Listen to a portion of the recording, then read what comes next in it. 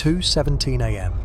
The alarm doesn't ring so much as stab, a hard metallic chirp that splits the dome's hush and yanks my eyes from the slow drift of stars. I'm alone on night watch, a red cup cooling by the keyboard, the whole mountain breathing frost through the seams. The Atlas monitor flashes a thin band of crimson and prints two words I've never seen together outside of drills. Multiple movers, not satellites, not planes, not the jitter of a loose cable. I zoom the field that holds 3I Atlas, our interstellar visitor, right as the next exposure downloads. Pixels assemble, grain by patient grain, and the hairs on my arms stand up. There they are, tiny points nudging the sky the way fish dimple a lake at midnight. 3, no, 5, no, 7.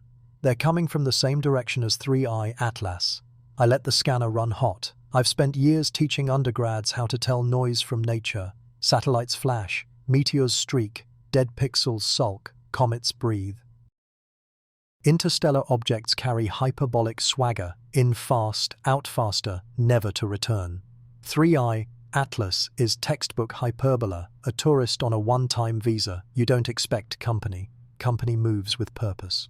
What the display gives me is a narrow fan of points with nearly the same angular drift as 3I Atlas. Not identical. Nothing perfect lives in the real sky, but close enough to make the pit of my stomach feel hollow. If this is noise, it's the tidiest noise I've ever seen. If it's debris, it's marching in step. And the step matches a thing from between the stars. I kick the pipeline to full diagnostics. Optical CCD, live, near-infrared channel, live, guide star lock, solid. I pull archival biases, subtract flats, cross-match the catalog. Ghosting? Nope. Wind shake. The dome is a stone. Atmospheric sparkle can fake motion, but not in two bands at once, not in the same direction across successive frames. I check timestamps. The network jitter is under 3 milliseconds.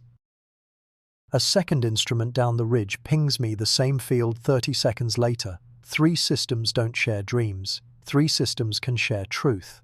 I cue an automated phasing sequence to build a higher signal-to-noise stack, then crane my neck up at the actual sky like a pilgrim who forgot their faith and wants it back.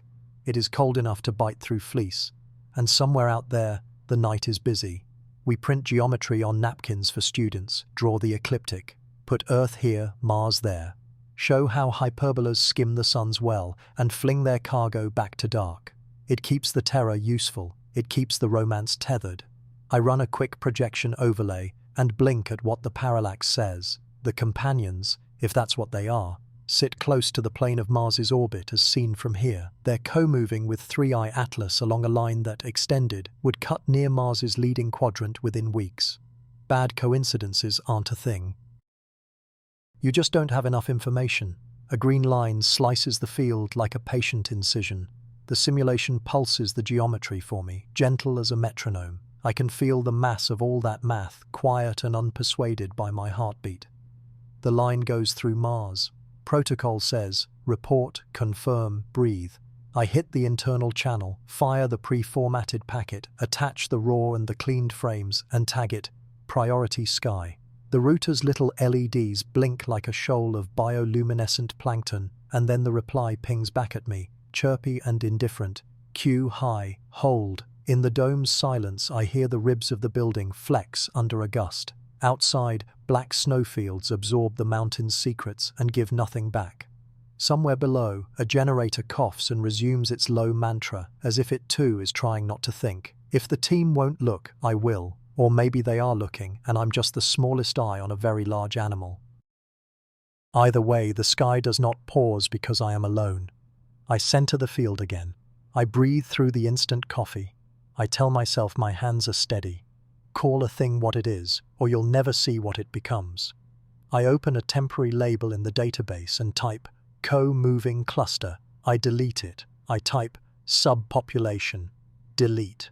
My thumb hovers. A child over a detonator. I type swarm. It isn't science to name a fear, but names are how we aim our questions. I run a velocity fit on the points and get a delta V spread I don't like. Small, too small for random crumbs. The angular distribution is tight, like a flock caught in a laminar stream, and then the newest frame lands with a soft chime, and I swear under my breath, One dim object is ahead of the others, a few arcseconds forward along the path, like a lead bird cutting wind. They might be nothing. They might be dust clumps entrained by 3i Atlas's own outgassing. They might be artifacts I haven't learned how to fear yet, but they look like an idea.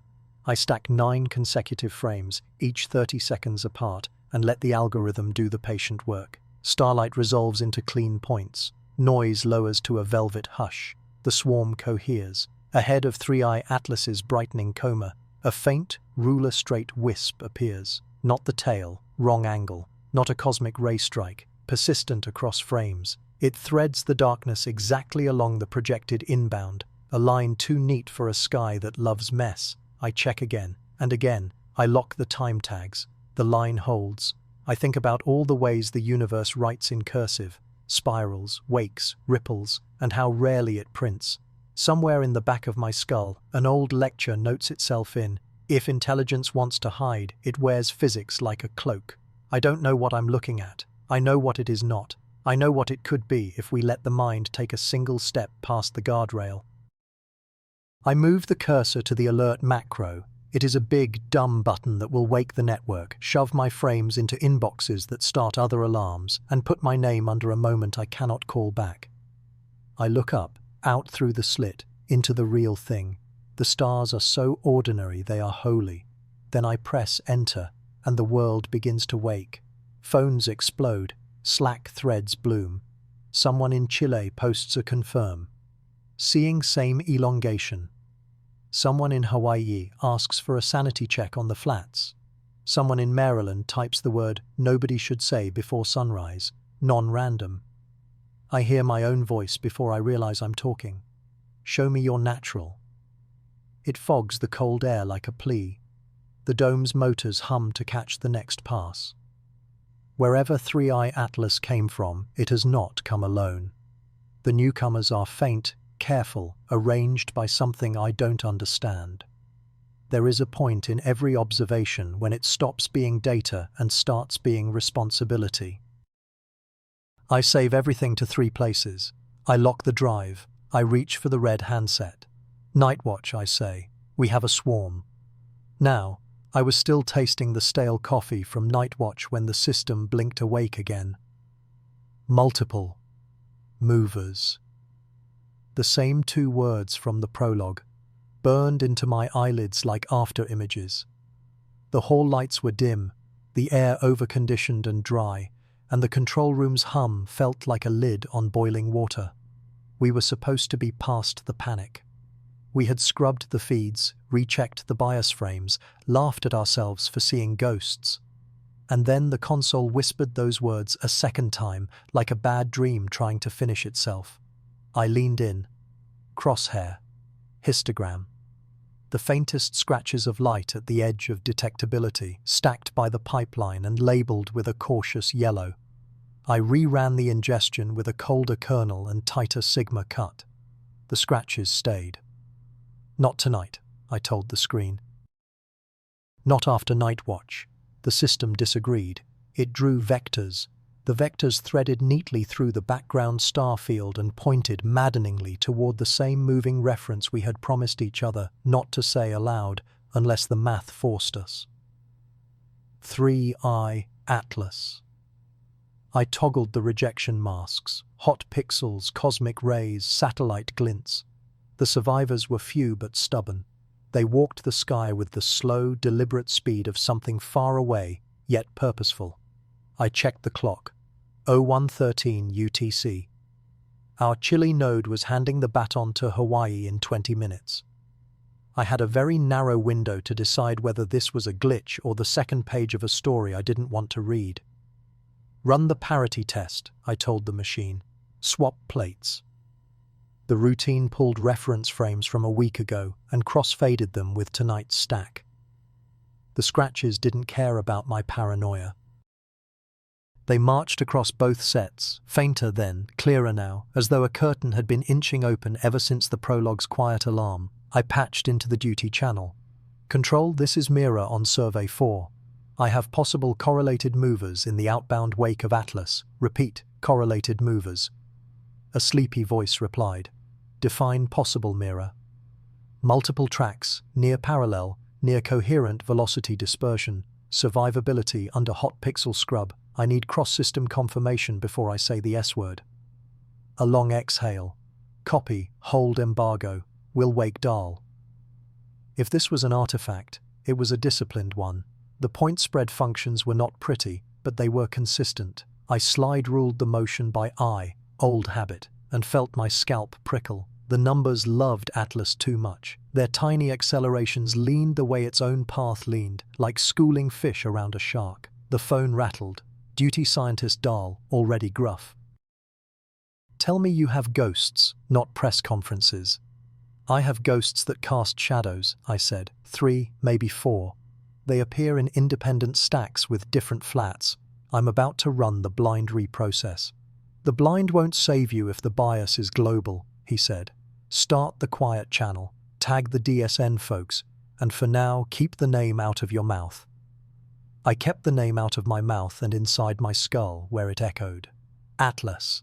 The interstellar comet with the media-friendly headline and the planetary defense nothing burger trajectory, the polite guest with the long flight home, and here, behind it, pale things with matched intent. I kicked off the blind run, no metadata, no prior, just photons against noise. The blind run posted thumbnails in a neat, emotionless grid. My breath shortened. The movers were still there, cleaner now. 3 points in lockstep, a 4th lagging, as if late to rehearsal. Okay, I said to the empty room. If you're fake, you're very committed. I triangulated with the Chile node's last frames, then with South Africa. The parallax shift behaved. The relative speeds were not identical, which was good. Artifacts are too perfect. The angles were small, the dispersions tolerable. The group wanted to be a group without being clones.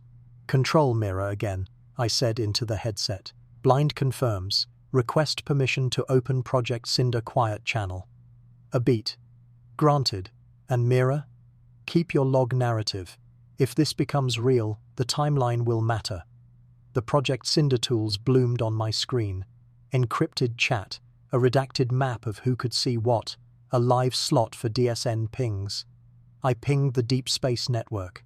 A tech in Goldstone sent back a shrug emoji, and then 5 minutes later a terse, we see faint comas on 2 tracks, could be processing artifacts on our side, rechecking, comas, faint, but not nothing.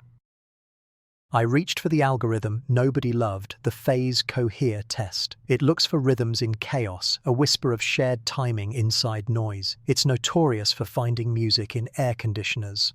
I ran it anyway. The plot that came up was a low hill with a surprising ridgeline, peaks at roughly 11 hours, not tall, not definitive, but the ridge existed. Dahl came back on. We have radar bounce from the archival window, barely above thermal. Timing lines up with your movers. Goldstone claims comas on 2 tracks, pending correction. The board wants to know if we're dealing with debris trains. Too slow, too coordinated, I said. Also, 1 track shows periodic brightening, not a lot, enough to make me swear. Do not swear in the log. Then log that I am refraining. We'll convene in 20, summarize the case for swarm and the case for artifact, and don't use the word swarm. I summarized. Coherent headings, velocity dispersion narrower than random. Survival under masking. Blind pipeline persistence. Possible comas. A weak periodicity close to 11 hours. The case against, everything could still be clever noise. Trails can fold. Software can love its own assumptions. Humans can see what they want. This isn't proof, I said. It's a pattern that refuses to die. Good. Patterns that refuse to die are our job. He paused. And Mira, nice work keeping it together. I stared at the Mars map pinned over the auxiliary monitor, a red coin with white scars now feeling like a bullseye. Our geometric models from Nightwatch had thrown too many lines past Mars to call it coincidence. I tried not to think about that yet. The Hawaii node came online, new frames flooded in. The movers were fainter, nearly submerged in noise, but the phase numbers held. I could feel the story knitting itself between 2 hemispheres, a seam closing. I breathed in a 7 count and out in an 11, matching the ridge. 11 hours. Maybe a rotation, maybe a sampling cadence, maybe my brain sacrificing goats to statistics. I prepared the plots for the briefing, side-by-side stacks, the ridge diagram, the parallax arrows, the vector overlay with Atlas's graceful curve like the parenthetical nobody wanted. I labeled nothing swarm, I labeled nothing threat, I labeled everything candidate. The headset crackled. Mira, bring your console to briefing A, senior staff on the way, and don't talk to press if they call. If press calls at 0149 UTC, we have bigger problems. True, see you in 5. I packed the plots, slotted a secure drive and stood. My legs were rubber bands. As I reached the door, the console chimed again. A fourth track decided to stop being shy. It painted itself on my screen with the same stubborn pulse as the first 3, late but in key. The room felt smaller around me. I snapped a screenshot, timestamped it, and added one last line to the log, phase lock rising. I carried my console down the grey hall to briefing A. The floor vibrated with air handlers. The building felt awake and worried. When the door slid open, the room was already half full, night shift ghosts blinking under white light. Dahl sat at the head, tie loosened, eyes not. Record is rolling, he said. Mira, your lead. Walk us through what you saw, then we let the knives out. I tethered the secure drive and pushed the first frame, 3 dim beads stepping across a starfield, the pale arc of 3-eye Atlas curving faintly at the edge like a penciled parenthesis. These are the candidates, I said. Chile, end of night. They survive hot pixel masking and cosmic ray scrub. Parallax is consistent across Chile and South Africa. Hawaii is beginning to corroborate. Stats, someone from Orbit Dynamics said. Relative motion spread under 1.3 sigma of our false mover model, I said. Directionally coherent within 2 degrees. One candidate shows periodic brightening near 11 hours, weak but persistent. Comas? Asked the DSN liaison on the screen. Goldstone sees faint signatures on 2 tracks, I said. Correction sweeps are in progress. The astronomer at the back clicked her pen. Your phase cohere test loves to hallucinate. It does, I said. I put up the ridge plot, but blind reprocess agrees. I'd call it suggestion, not confession.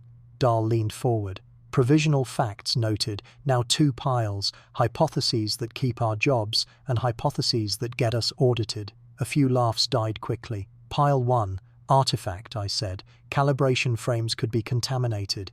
A fresh satellite batch may be whispering below glint thresholds. The pipeline may be reinforcing its own assumptions after last night's flag. Pile 2, Dahl said. Pile 2, correlated natural objects, I said. Debris train, frangible shed, or a family released by tidal stress near perihelion. Similar motions, not identical. Comas, if icy. And the forbidden pile, the DSN liaison said. I kept my voice even.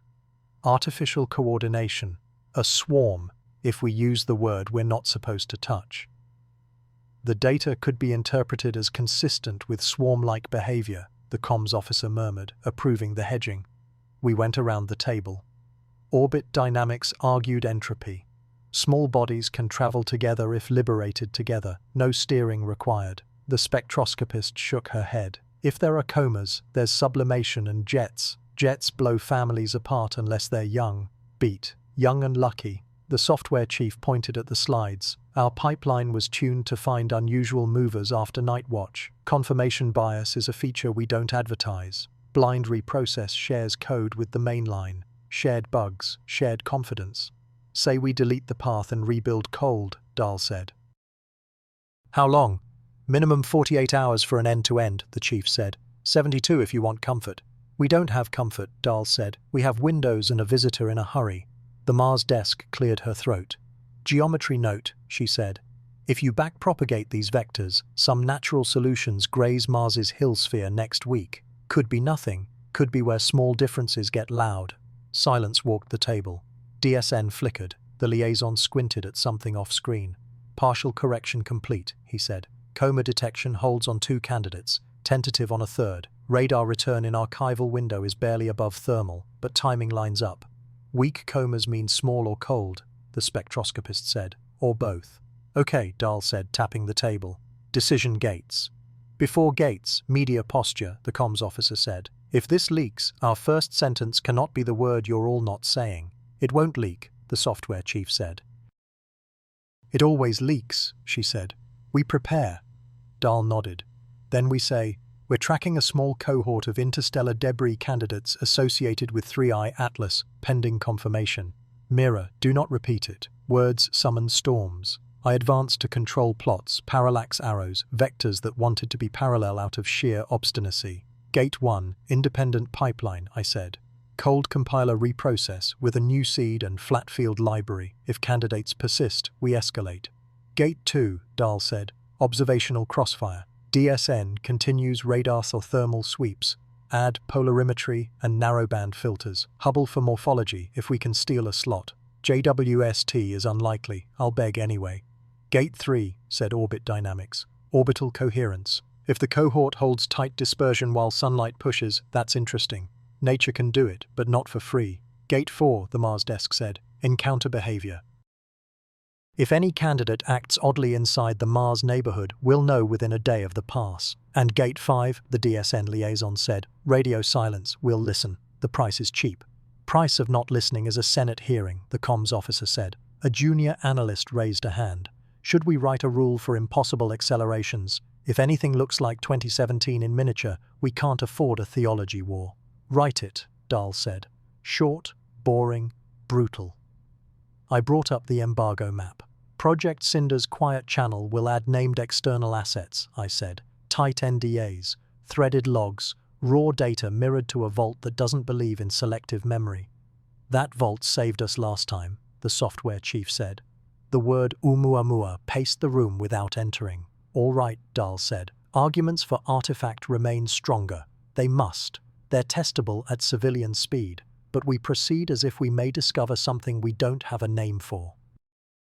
If we wait for certainty, we learn nothing and get blamed for everything. He looked at me. Mira, you're caretaker for the cohort. Build the triage board. Color code by confidence, not drama. Pair each candidate with a skeptic and a believer and make them share a desk. Copy, I said. Comms, draft phrases we can survive. DSN, keep ears on. Mars desk, prep your Hillsphere brief. Software, go cold compiler. Everyone else, argue with grace. At my console, the Hawaii frames had thickened.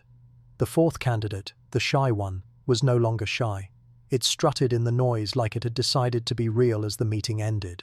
I spun up the cold compiler stub the software team had pushed. First pass would be ugly, but ugly is honest.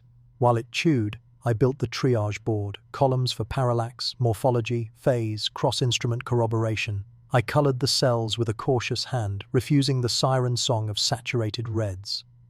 DSN pinged me privately.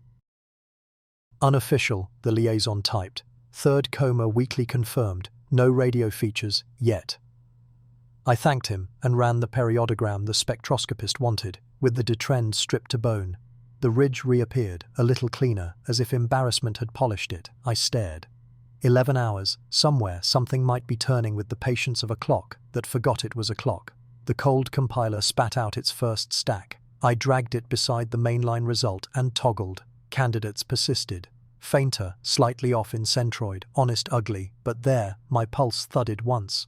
I opened the log and wrote, Independent pipeline retains 3 of 4 candidates. Fourth, marginal under relaxed thresholds. Phase feature survives non-physical detrend. Mars desk reports possible Hillsphere grazes. DSN 3 comas, no radio. I added one more line. If this is nothing, it is the loudest nothing I've ever heard. On my secondary screen, the still from Nightwatch, multiple movers, stared like a dare. The hyphen was probably a filter glitch. My brain insisted it was a stitch between unknowns. I kept it to remind myself what we were interrogating. Not dots, but the story we tell about dots when we're tired and hopeful in equal measure. The comms officer passed my desk, tapped the bezel. Write for your future self, she said. Assume she must defend every verb. She smiled, wolfish and kind, and left me to the glow. Outside, dawn thinned the sky over Maui. The cohort walked another step across the stars. I have a superstition about new objects. The past knows them first. Before the coffee cooled, I went spelunking in yesterday's photons. Atlas archives, Pan-STARRS, ZTF, NeoWise. Any camera that once blinked at the same dark and accidentally kept a diary. I built a sandbox, separate from ops, where reckless ideas could trip without breaking production. Rule 1. Every bright pixel earns a passport. Provenance, flats, bad columns, weather notes. The pipeline pretends every image is equal. Old images laugh at that theology. The cohort, the maybe swarm, gave me 4 tracks to chase. I started with candidate 1, the loudest of the quiet. If history had caught it sleeping, a ghost might already be hiding in the stacks. First pass, ephemeris guesses plus blind difference imaging, no priors except geometry. I slid a window across 6 months, stacking nights by motion vectors so faint movers could rise. Noise faked me out twice. I forgave it. A blip surfaced on a pan-star's frame from 51 days earlier, 3 sigma above background, 4 pixels across, ugly in the right way. Pretty is how lies dress. I marked it, stripped the stars, and the dot persisted. Candidate 2 arrived later. ZTF coughed a smudge 8 arc minutes from where the backprop said it should be. The offset was sane if you assume weak jetting. Assuming things is how we get hurt, I wrote both halves, possibility and apology. Candidate 3 refused to be seen and taught me something. Archival parallax was small whenever the moon was high and the air wobbly. My weightings were wrong. I rebuilt the kernel, punishing saturated stars harder, boosting midfield gradients less. The third track sharpened until it was almost a decision. While jobs baked, I opened the second browser, the one I pretend I don't have, and skimmed a speculative thread bubbling on a public forum. Amateur sleuths had noticed our jitter in cadence and guessed we'd found something spicy. Wrong on details, right on hunger. I closed the tab before comments could rewrite my priors. Back to ghosts. I wrote a small Bayesian prior, a soft nudge toward coherence when multiple frames whispered the same direction. No overconfident Gaussian. I used a student T that forgave sins in the tails. The effect wasn't dramatic. It was boring. Boring is what stays. With the T prior engaged, Candidate 1's trail thickened into a dotted line across months of indifferent weather. Candidate 2 learned to stand on one leg. Candidate 3 graduated from rumor to object with a GPA of barely passing. The fourth remained coy, flickering at the edge of belief. I sent the stacks to Dahl with the driest subject line I could invent. He replied with a single period. Lee, our spectroscopist, leaned into my doorway. "Show me," she said. I showed her the pan-star's freckle, the ZTF smudge, and the wounded progress of the third. She nodded at the ugly that refused to vanish. "Ugly is honest," she said, then tapped the periodogram, ghosting my side screen. That 11-hour tick, how stubborn. "Stubborn enough to feel like guilt," I said. "It survives a mean subtraction, a spline detrend, and a cruelty test. It weakens if I whiten aggressively. What produces it? A rotation, a wobble, an albedo patch. Also, a software demon I haven't exercised," I hesitated, "or a beacon that isn't one. Say phase function artifact 3 times, Lee said, then ask for spectra." "Goldstone still sees comas," I said. "If the cohort is icy, chemistry might answer first." She set a thermos on my desk. "Drink, and remember, comets do patterns you think they cannot. They also do boredom." After she left, I turned to Neowise, the elder librarian. Infrared is cruel to wishful thinking. It loves warm truth. I pulled a segment from 93 days prior and sank a matched filter. A whisper rose above thermal, not much, just enough to make a statistician smile. The DSN liaison pinged, no RF features, polarimetry request accepted at Callan. Mars desk asks for refined backprops. I sent the fits and reopened a pet project hidden under a folder named Taxes, a Monte Carlo that explores families torn from a parent body by tidal stress, then pruned by radiation pressure until survivors mimic intention. The point isn't to prove intelligence false, it's to make sure dumb physics gets its day in court. I threw the cohort into the model and let chaos tell bedtime stories. Most runs dispersed the family like dandelion seeds. A few produced leashes of movers that clung together because light liked them in the same way. Those few looked like our stacks if you squinted and allowed luck to be a physical constant. Luck is not a constant, but it has statistics. I annotated the pretty runs with warnings, selection bias, cherry-picking, persuasive visuals. Then I saved the ugliest plot, an honest sprawl that matched nothing, and set it as my desktop so I would not fall in love with the convenient universe. Between jobs, I wrote my future self a note. Do not let pattern hunger drive the bus. Feed it. Seatbelt it. Never hand it the keys. The cold compiler finished a second pass with new flats from a night we trusted. Candidate 4 finally blinked in 2 frames. I refused to celebrate, then celebrated anyway by standing up and remembering I own legs. When I sat again, a message waited from the Mars desk. Geometry update. If your vectors are real, a subset threads the inner edge of the Hill sphere 3 days before Atlas reaches solar minimum. Could be harmless, could be instructive, could be loud. My mouth went desert dry. Loud is not a scientific word. It means feelings will arrive faster than facts.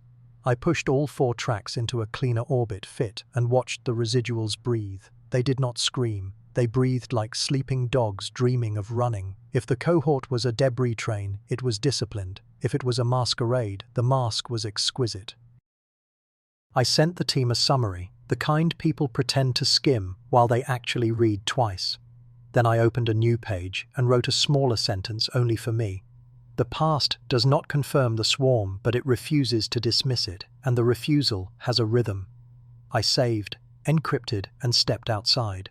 Cirrus wrote handwriting across the mountain. At the desk again, I whispered to the screen, "Show me the boring truth, or, if you must, show me the extraordinary," in a voice so quiet I can't help but lean in. The cohort, obliging or oblivious, took a step through the past toward us. You can lie to people, you can't lie to geometry. I printed the solar system like a crime scene and pinned Mars in the center of the board. Heliocentric longitude near 294 degrees, a hair below the ecliptic, trudging toward next year's perihelion. 3I Atlas came in steep, node near Mars's path, argument of perihelion rude enough to keep every uncertainty fat. The cohort, 4 dim tracks, shared the parent plane. The Mars desk didn't want poetry, they wanted spheres and cones. First, the Hill sphere, roughly 0.58 million kilometers for Mars at this distance from the Sun. It's the bubble where Mars wins against solar gravity for slow movers. Atlas isn't slow, but fragments briefly can be. Second, the B-planes, imaginary sheets we toss across, approach space to measure a miss. Candidate 1's B-plane skimmed the inner flank of the Hill sphere 3 days before Atlas's perihelion. Candidate 2 grazed it hours later. 3 and 4 stayed farther out, but not enough to banish sweat. Harmless, the Mars desk asked. Instructive, I said. Or loud. Loud had help from coincidence. Earth-Mars geometry was sliding into conjunction, radio paths forced to squint through the sun's glare just as interactions, if any, would peak. DSN margins shrank. If you wanted to hide complexity, you'd pick that week.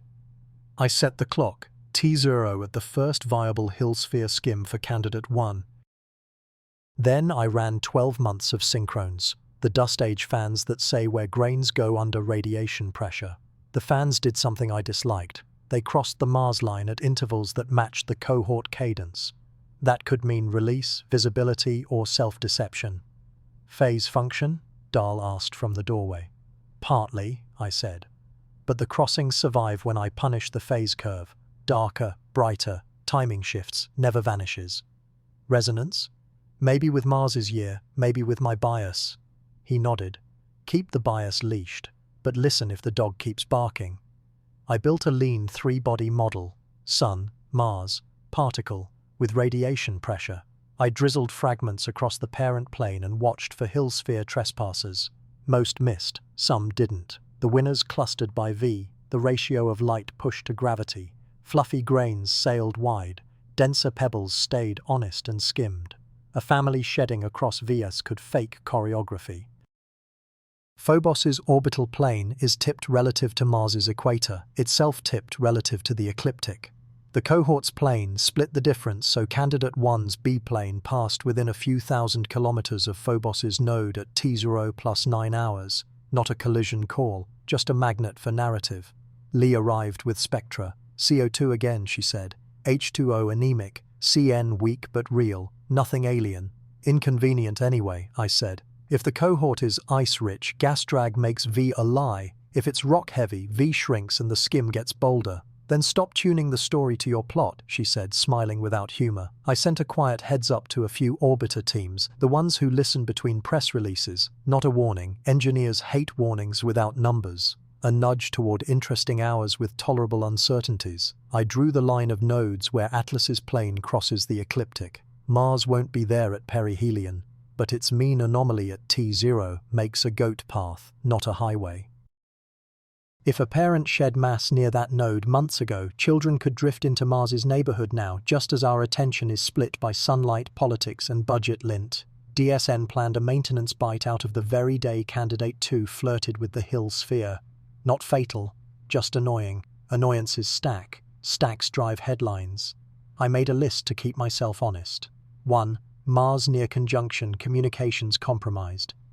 2. Hill sphere skims near an interstellar perihelion. 3. Synchrone crossings that rhyme with the cohort cadence. 4. Phobos node flirtation the same day. 5. DSN scheduling pinches at the worst hour.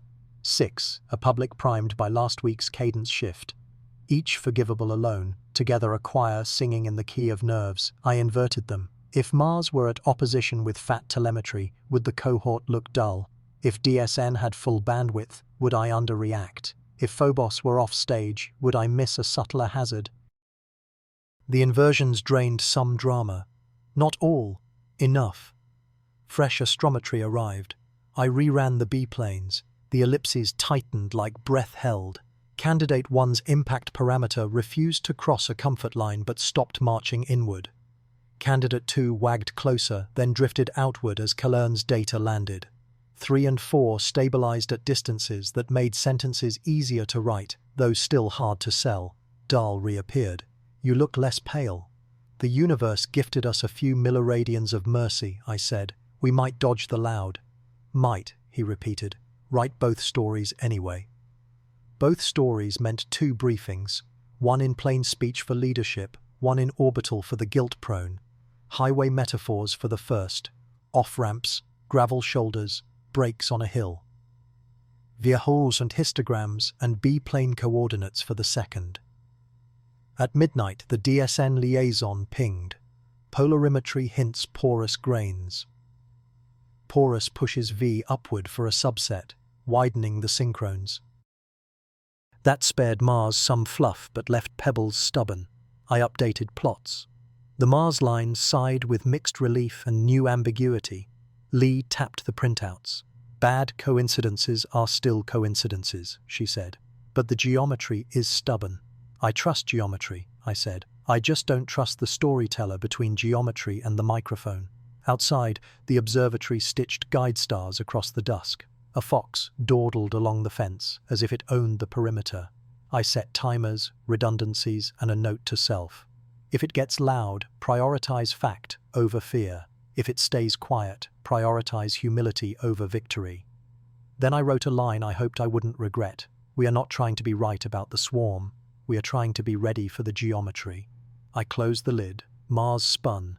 Atlas kept falling. And somewhere along that inclined plane, something small took a number and waited in line. By morning, the world was fine. The feed said so.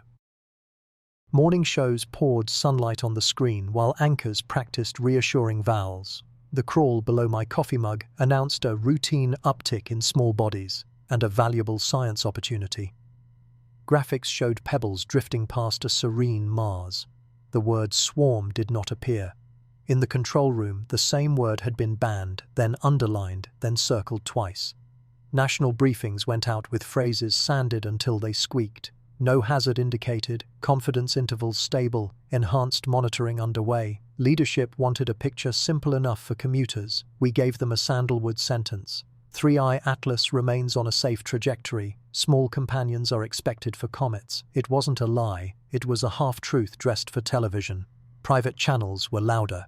The Mars desk stapled our latest B-plane ellipses to a request for contingency power on orbiters during the Hill sphere window. DSN pleaded for one extra beam even as solar elongation chewed gain. A comms engineer wrote on a scratchpad, SNR falls, tempers rise. Meanwhile, my inbox split along the oldest fault line in science, humility versus certainty. Half the experts urged caution, half-advocated messaging that would shape perception before the internet did. Perception is not physics, I typed, then deleted because physics is not politics, and politics pays for telescopes. I wrote a plain note to the Mars Ops leads. What we know, 4 faint objects share an inclined plane with Atlas. Their photometry matches weakly active kilometer-class or sub-kilometer fragments, porous, V-skewed, CO2 favored. Updated astrometry moves 2 closer to Mars's B-plane by hours, not kilometers. What we don't, ejection times, rotation states, mass spectrum, internal strength, whether we're seeing a family or an illusion painted by selection effects and glare. What matters, the geometry that puts 2 skims near the Hill sphere while Earth is half deaf.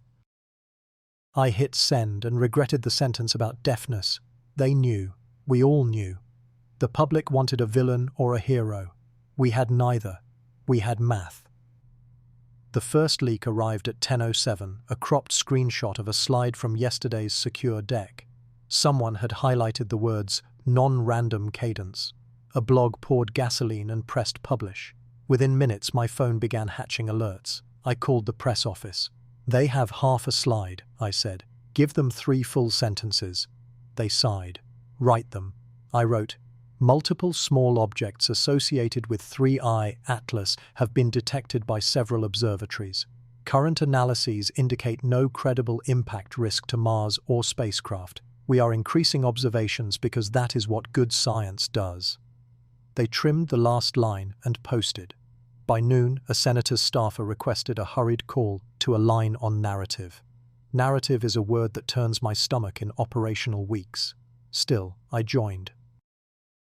Staffers like verbs that end in pshagoing. We worked the wording until it walked without pointing. Level with me, the senator said. Is this nothing, or is it the thing I'll get blamed for underfunding? It's not nothing, I said. It's also not catastrophe. It's weather with rocks, and we're flying kites. Inside the building, the mood curdled. Meetings lengthened not because the data worsened, but because attention is a solvent. Plots dissolved into meaning soup. The same questions cycled until people argued about adjectives. Dahl pulled me out. Let them metabolize, he said. Prepare for 2 headlines. One says nothing happened. The other says a small thing happened and we were ready. Both require the same work. He was right. I opened the task board and dragged items into a column called Small Thing. Power profiles, roll constraints, occultation timing, thermal nits if dust spiked. Then I made a second column called Loud Thing.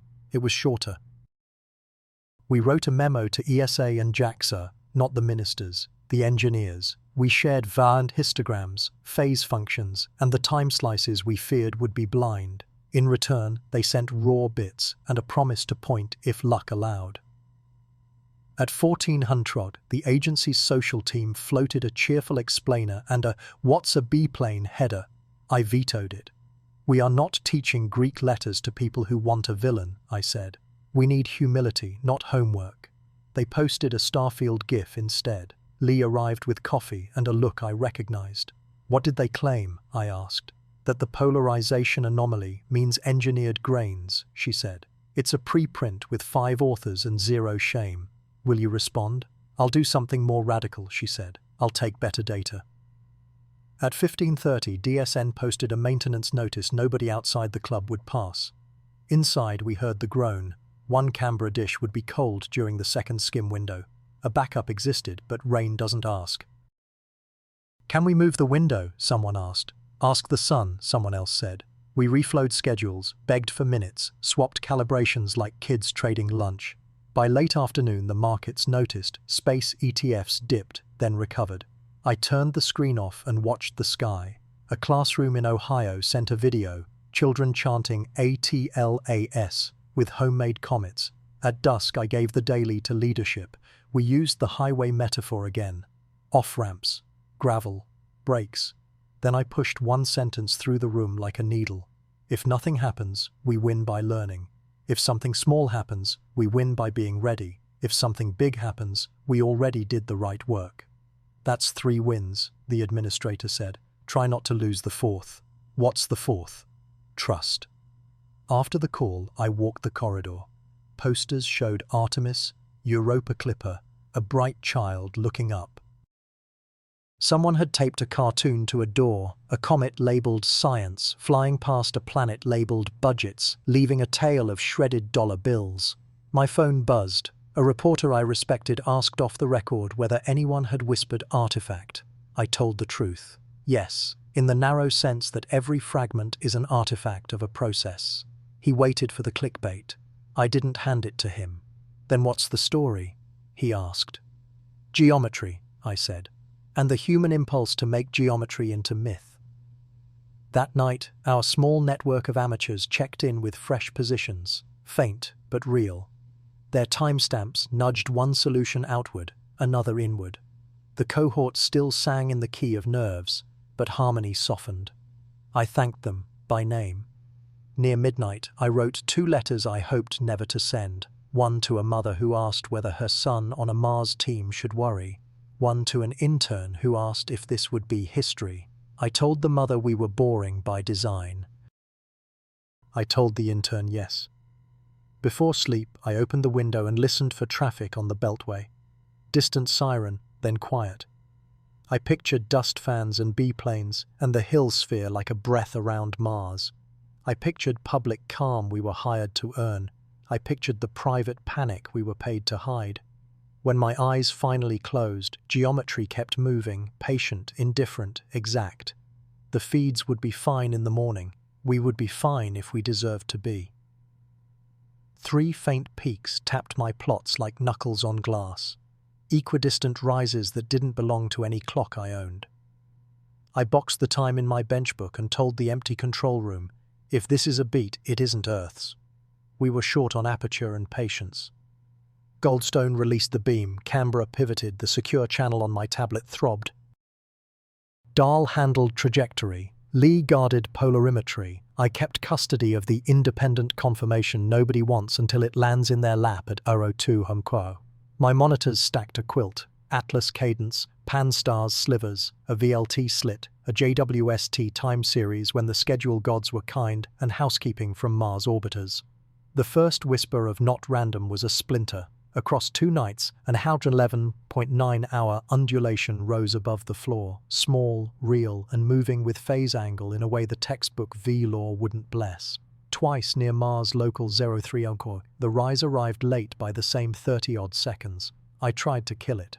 We matched seeing and subtracted, modeled tracking jitter, built fringe flats, template subtracted zodiacal background, ran injection recovery with synthetic 11.9-hour signals. The cadence survived and strengthened when I stripped the noisiest nights. Meanwhile, Dahl refit the B-plane. 2 hitchhikers, subarc second ghostlings riding with the comet, were on tracks that would skim Mars's hill sphere like stones grazing a bowl. Not capture, not nothing. Earth was sliding into glare. The DSN's schedule would go half-deaf for exactly the hours I craved. Don't write the headline for them, I typed, when Lee floated an abstract that used cadence 3 times. If cadence locks to Mars, A falls, she replied.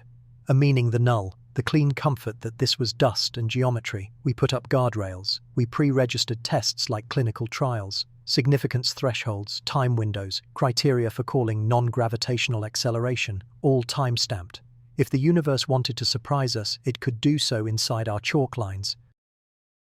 The next opportunity was a patchwork miracle, a razor occultation along 3I Atlas's limb that MRO might time, Lee's polarized sweep as phase walked 20 degrees 30 degrees, a quiet DSN listen piggybacking a Mars pass, and a JWST block straddling 3.14.3 microns to sniff for CO2 against H2O.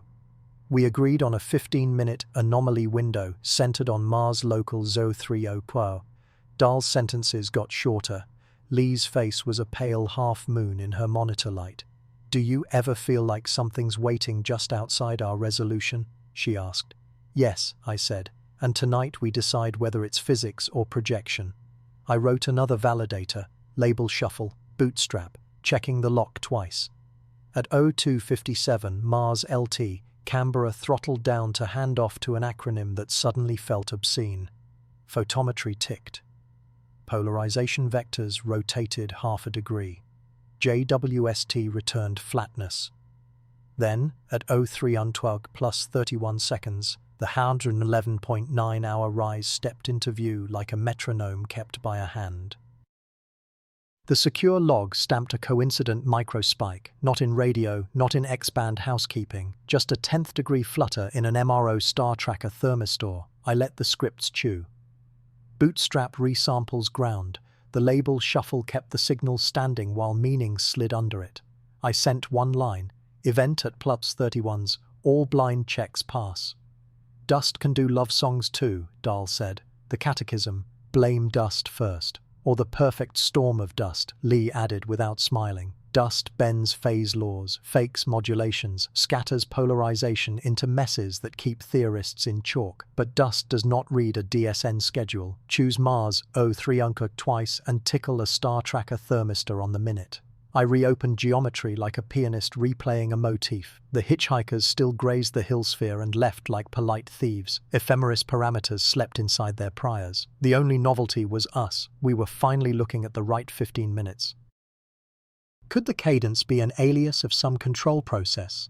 I cross-checked calibration cycles, cryo-coolers, dither scripts, reaction wheels, thermal soaks. Nothing lived at 11.9 hours. Was the Mars time coincidence pareidolia? I randomized the Mars clock and reran the alignment 1,000 times.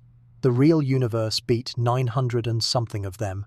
I distrust p-values, but the number deserved a nod. It said, without poetry, keep watching. 16 minutes to VLT, Dahl said. Move the slit. Move it, I said. Steal a minute from acquisition. JWST is fixed, Lee said. I can bias toward 4.3 microns. If CO2 spikes, we'll smell the ghost. The control room felt like a submarine bridge. Canberra's bars sank to grey.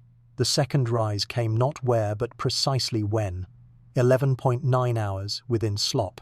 VLT nailed the slit. Lee's vectors twisted another degree.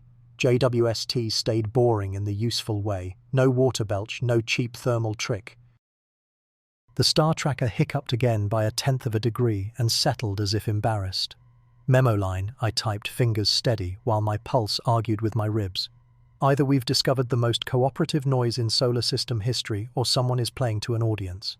No one replied in words. The channel filled with craft. Dahl posted residuals with outliers corralled. Lee uploaded a me-scattering toy showing that nothing simple could create the polarization swing without brightness we did not see. When the window closed, the room exhaled. Relief didn't visit. Under my shoes, I felt the ledge. We had a repeatable cadence, a time lock to Mars local 03 quark we hadn't pre-selected, a small but insolent nudge in a sensor with no business feeling anything at cometry distances, and a network that went deaf during the quarter hour we most wanted ears. Sleep, Dahl said, meaning he wouldn't. Reconvene 1400 UT. No leaks. No leaks, I echoed. Not virtue, verbs. We didn't have any strong enough. I closed the bench book. The boxed 3 peaks looked like a bar of music. I added a 4th and drew a faint staff, a private joke. In the corridor, my tablet vibrated. One reminder owned by the old world, budget alignment, and one new message routed through clever hops. Subject, we saw your window. Preview, you are not alone in wondering. Prank, bot, or colleague, any would fit. The timing fit better. I laid the tablet face down and wrote in the margin, in the block hand I reserve for do not break commands, do not decide tonight. I didn't sleep. I made the list. What we think we know. A repeatable, an 11.9-hour modulation across independent instruments. Phase behavior inconsistent with simple dust. Locking to Mars, local. As 03 Hunter within our pre-registered window. Coincident star tracker thermal micro-events. What we know, we don't. Whether the modulation is intrinsic to 3i, Atlas, or to companions. Whether the Mars timing is causal, epiphenomenal, or geometric. Whether non-gravitational acceleration hides below sensitivity. What would move the needle? Clean outgassing tied to light curve phase. A non-grav vector aligned with a resolved jet. Any narrowband, communications-like signal. A repeat when Mars is irrelevant. I closed the book and said the oldest true thing. absence of evidence isn't evidence of absence, and coincidence isn't proof of design. Between those posts you string a line and walk it. Dawn thinned the ridge, one planet burned high. Coffee in hand, I opened the message. We saw your window, it began. Your mask of caution suits you. Keep it. The cadence you are debating is older than your missions and younger than your fear. You are watching a conversation about gravity and memory. Mars is not the speaker. Mars is the room. No signature. The headers were plausible. The route clever, but not heroic.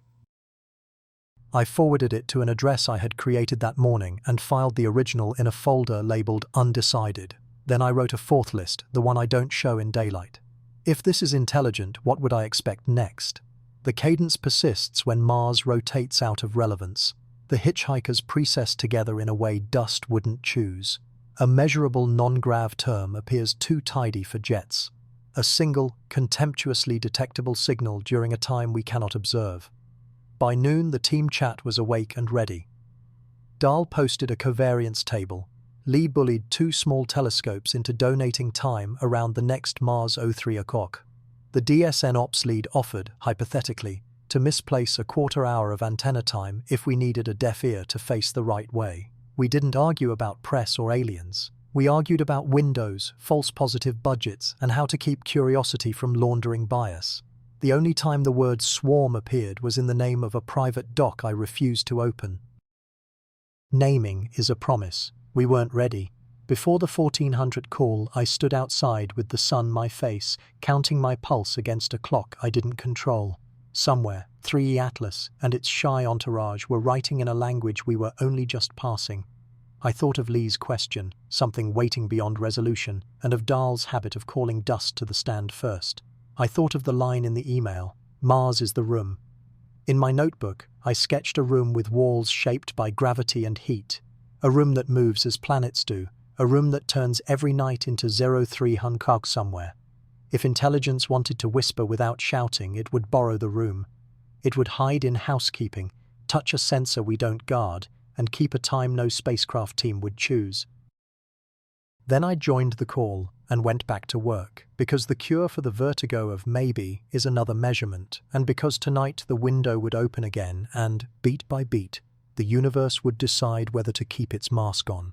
I anchor my palms on the console and say it out loud so I can hear the foolishness if it's there. 3 stories, 1 sky. Either the swarm trailing 3I Atlas is natural fallout, or it's being gently shepherded, or it's theatre staged for our eyes. I don't get to pick, I get to test. First, the comfort story. Scenario A, debris born the hard way. A hyperbolic comet warms, crust crazes, jets open along weakness, fragments lift like ash. The timid smear into dust, the stubborn hang together as pebbles and rocks. They keep roughly the parent's course because inertia is cheap and gravity is patient. Nothing in our sky plots needs a mind to explain it. Barcelona's overnight simulations show meter-scale bodies peeling from an active nucleus, lagging by minutes, then spreading into a ragged plume once sunlight and spin have their say. Fold those into our geometry, season with solar wind, and you can sketch a strip of dots that looks like ours. If the universe prefers thrift, A is its coupon book. Taken piece by piece, the evidence keeps giving A a chair. Radar speckles match cross-sections rubble can explain. Photometry, once detrended for air mass and seeing, slides toward the log normal spread expected from a broken population. Plume dynamics love coincidence, and Mars happens to occupy a place where coincidence can look like intent. From this height, a fan can masquerade as a cue aimed at one planet. Even the intermittent polarization swing can be drawn as rotating shards showing fresh frost, then soot to the sun. I can dress A in our data and walk it down the hall without anyone whispering. Now the splinters. If everything is only fallout, then separations among the brighter followers should relax as days stack up. Instead, a subset keeps holding distance tighter than my thermal drift model predicts, even after I punish the fit with silly priors. Several of those points also sit cooler in the near-infrared than neighbors that share the same sunlight. Natural excuses exist, grain size, porosity, spin, but the persistence bothers me. I can drown it by overfitting the background. I won't. It taps a slow knuckle on the glass. I turn to scenario B, the one that stiffens my breath because it demands humility as much as nerve. B says the swarm is mostly rock and ice, yet some members are quietly shepherded, not piloted in the romantic sense, coached, a whisper of Delta Vav here, a posture change there, enough to keep a few pieces in a choir while the rest sing chaos. If I wanted to study a young civilization without scaring it, I would hide instruments inside what the civilization expects, comets, rubble, noise, and let nature do 99% of the work. B lives or dies on timing. Across 5 nights in 2 weeks, a low-amplitude modulation rides our polarization angle with a period a hair over 11 hours. On 2 of those nights, a harmonic appears where it has no business living. Fold on those periods and a pale ridge rises, swap detrenders and it staggers but refuses to vanish. I tried to kill it, drop windows, permute residuals, rotate telescope subsets. The ridge remains a rumor that survives interrogation. That is the worst kind of clue, the kind that makes you fight yourself about whether you're finding seams in your own method. Mars leans into B like a lawyer. As 3I, Atlas sinks sunward, several faint followers' projected paths wander into volumes that intersect the planet's atmospheric limb from our vantage. They don't need to touch Mars to be useful. A grazing pass can grab sunlight that has skimmed air and chimneys. Picture a tiny spectrometer riding a stone, letting physics do the heavy lift while an algorithm keeps the stone aligned just enough to clip the rim. To admit that picture isn't to marry it. But once it's in the room, the chairs move. The skeptic choir in my skull asks for a smoking gun. They want a maneuver that cannot hide as outgassing, a thermal heartbeat out of phase with rotation, a radio chirp that refuses to correlate with solar weather. We have none of those. We have whispers and hunches, and whispers are where bias builds nests. So I make B earn breath. If shepherds exist, rhythm should survive filters. I didn't write, and baseline's too large for parallax tricks. It should blink when we subtract the planet's RF and blink differently when we flood the band. It should echo across instruments that disagree about everything else. Scenario C waits beyond the hill. C is the family of darker stories, decoys to teach us wrong lessons, screens to saturate sensors, scouts to take our temperature, or seeds for tactics that bloom later. I hate the word hostile because it marinates everything it touches, but C keeps it nearby. C doesn't require invaders, it requires intent aimed at us. The mild flavor is passive harvest of our telemetry. The spicier flavor tries to sculpt our response, push us toward conclusions that mislead us when stakes are higher. The unkind flavor tests how we break so a bigger hand knows where to push. Fear is a powerful telescope. It magnifies even dust on the lens. The night the burst rate spiked during a storm of sprites, I could tell a C story about measuring our ability to separate space weather from signal. When Canberra lost a pass to rain, I could tell a C story about listening for the cadence of our silence. When formation tightness survived gusts of solar wind, I could taste intention. None of those are proofs. They're my midbrain looking for teeth in grass. My job is to leave the grass and count footprints. So I ask what would move me from polite uncertainty toward conviction. Needs a fragment we can watch obey dumb heat while neighbors wander naturally, plus coma structure mapping to layered volatiles without hint of control loops, and radii pinned by occultations tight enough to seal my escape hatches. B needs rhythm that survives filters I did not choose, detected by teams that dislike mine, on instruments that don't talk to ours. It needs a microthermal heartbeat decoupled from rotation and correlated across baselines separated by oceans. C needs asymmetry pointed at us when it could have pointed anywhere else, a response to a stimulus we time, and a follower choosing a costly move purely to teach. Our window is short, so I turn tests into choreography. We orchestrate a global RF strobe, alternating silence with structured noise on an irrational schedule, so any listener measuring our pulse can't fit it to a neat grid. We coordinate satellite speculars, painting faint, repeating flashes across Earth's limb while a dozen telescopes watch the swarm for sympathetic flickers. We stack polarization monitoring on nights when helioseismology predicts quiet wind, then starve it when the sun growls, and compare what the ridge does. None of this needs a press release. All of it buys information, even if nothing dances back. Political weather hisses under the door. Public calm is thin ice over private panic. One intemperate sentence can break the surface and drown a week of work. I practice my briefing in a surgeon's cadence. The swarm is consistent with mostly natural debris, with statistically significant structure not wholly explained by selection effects. Projected geometry near Mars elevates perception but doesn't fully account for convergence. We have weak, non-persistent hints of periodic modulation that could still be artifacts. Therefore, we propose provocations with safe nulls. If nothing happens, we still learn. If something happens, we learn faster. I think about my first comet through a pawnshop Dobsonian, a thumbprint of light on black. I thought space was empty but sprinkled. Now I know it is crowded and patient. 3i. Atlas is older than our myths and younger than our appetite. If the swarm is only rubble, our questions stay large. If some pieces are coached, our responsibilities grow. If someone wants to teach us a bad lesson, we answer by becoming better students of ourselves. The array pings. Mauna Kea clears for another hour. I pull the new reductions and run the fold again, promising not to fall in love. The 11-hour ridge fades, returns, then slides when I swap the air mass model. I lift my hands from the keyboard and breathe. A scientist in love with a ridge is just a poet who forgot to rhyme. Doubt is a tool, not a lifestyle. The director's message lands like a gavel. Summary in 40 minutes. I look past the numbers to the window where Earth wears a thin band of electric blue. Scenario A asks me to accept that gravity and heat can write intricate music. Scenario B asks me to accept that humility might be the highest technology. Scenario C asks me to accept that fear is not wisdom. I put all three into one sentence in my head.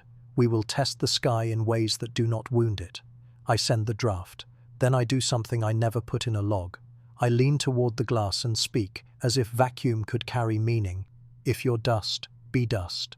If you're instruments, be kind. If you're a mirror, show us our better face. Nothing answers. The station hum pretends to be C. The charts wait. The ridge waits. Mars waits. I sit back down and start the code that will turn our questions into flashes and pauses the swarm cannot help noticing.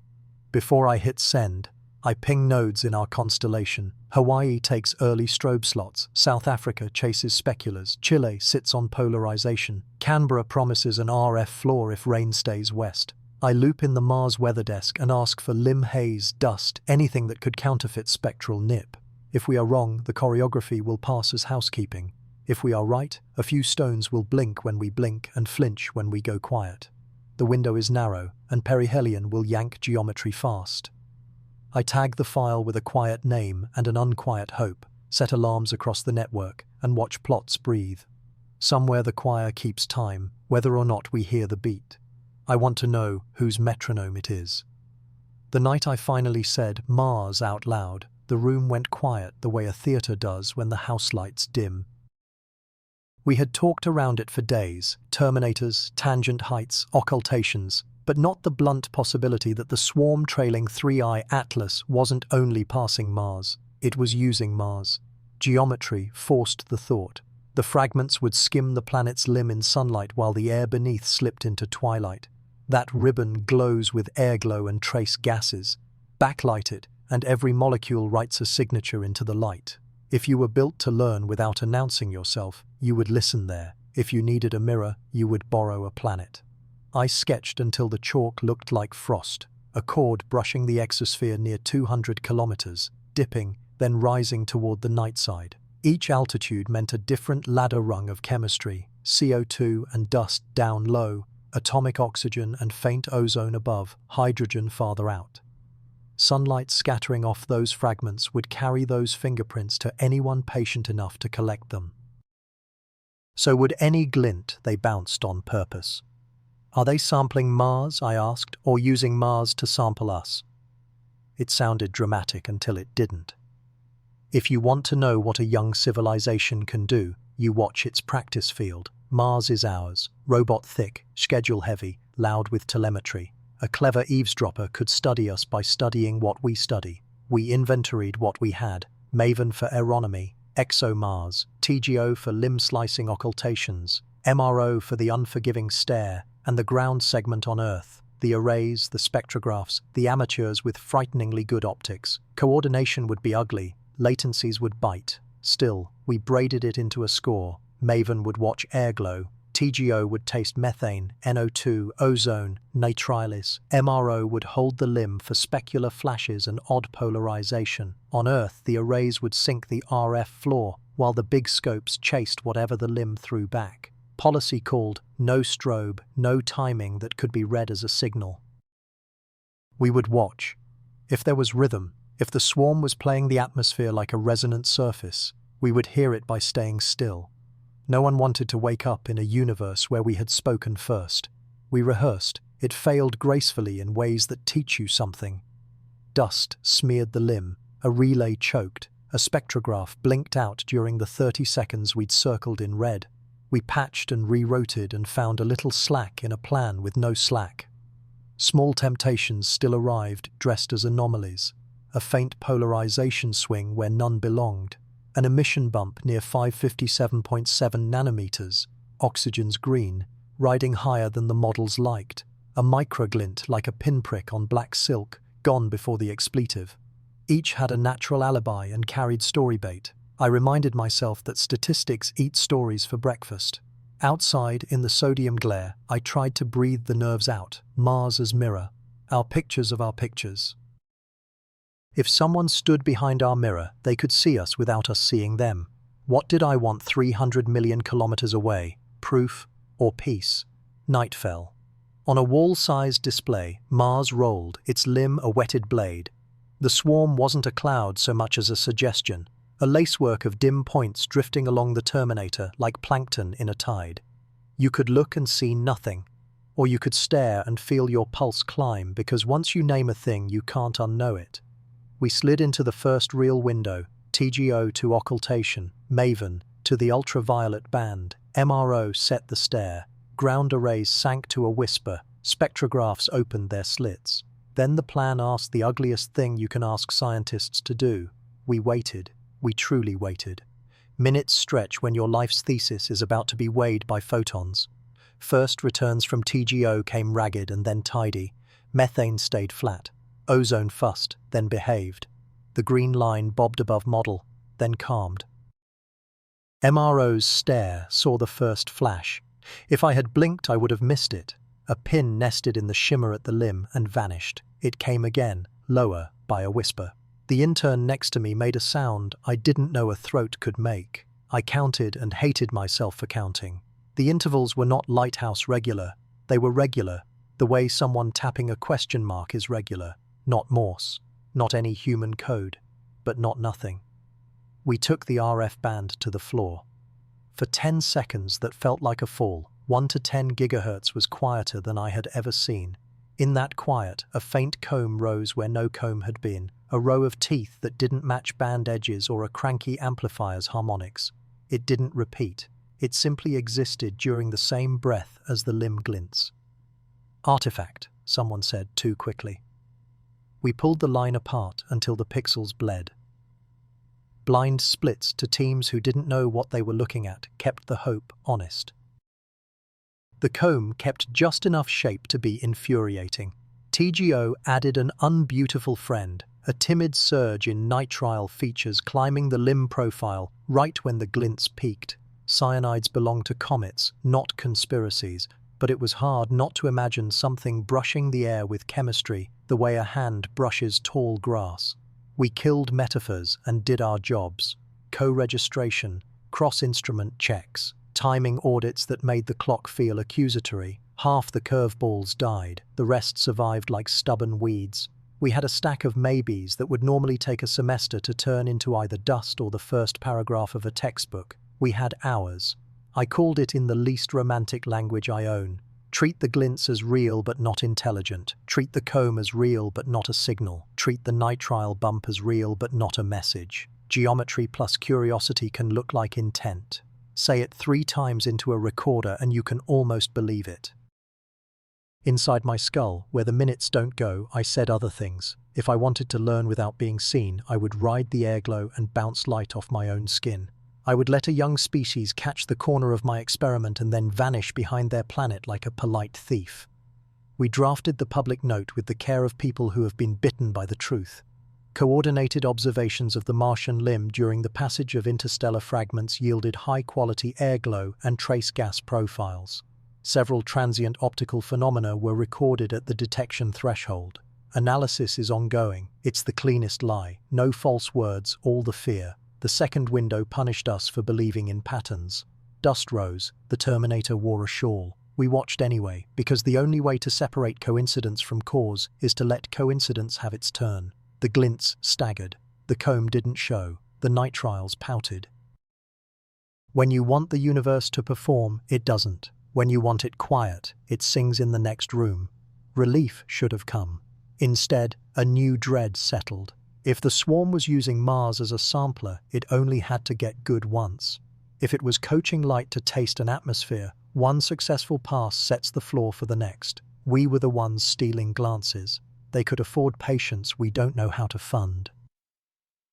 Near dawn, the arrays climbed from whisper to coffee, and the room exhaled like a lung held too long.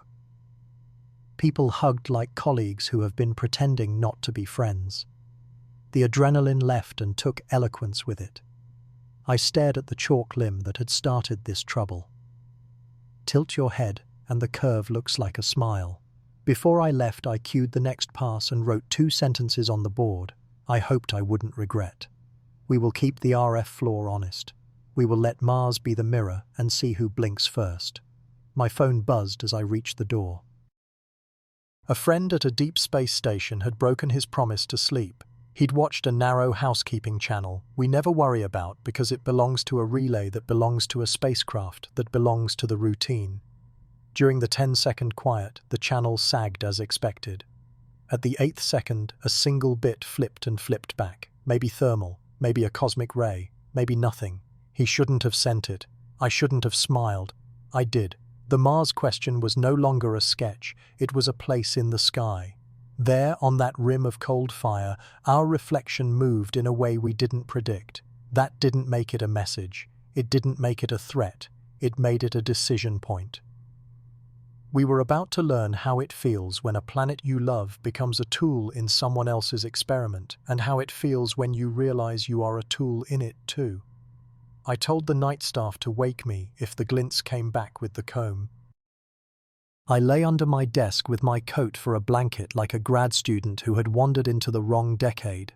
Sleep didn't come. An image did.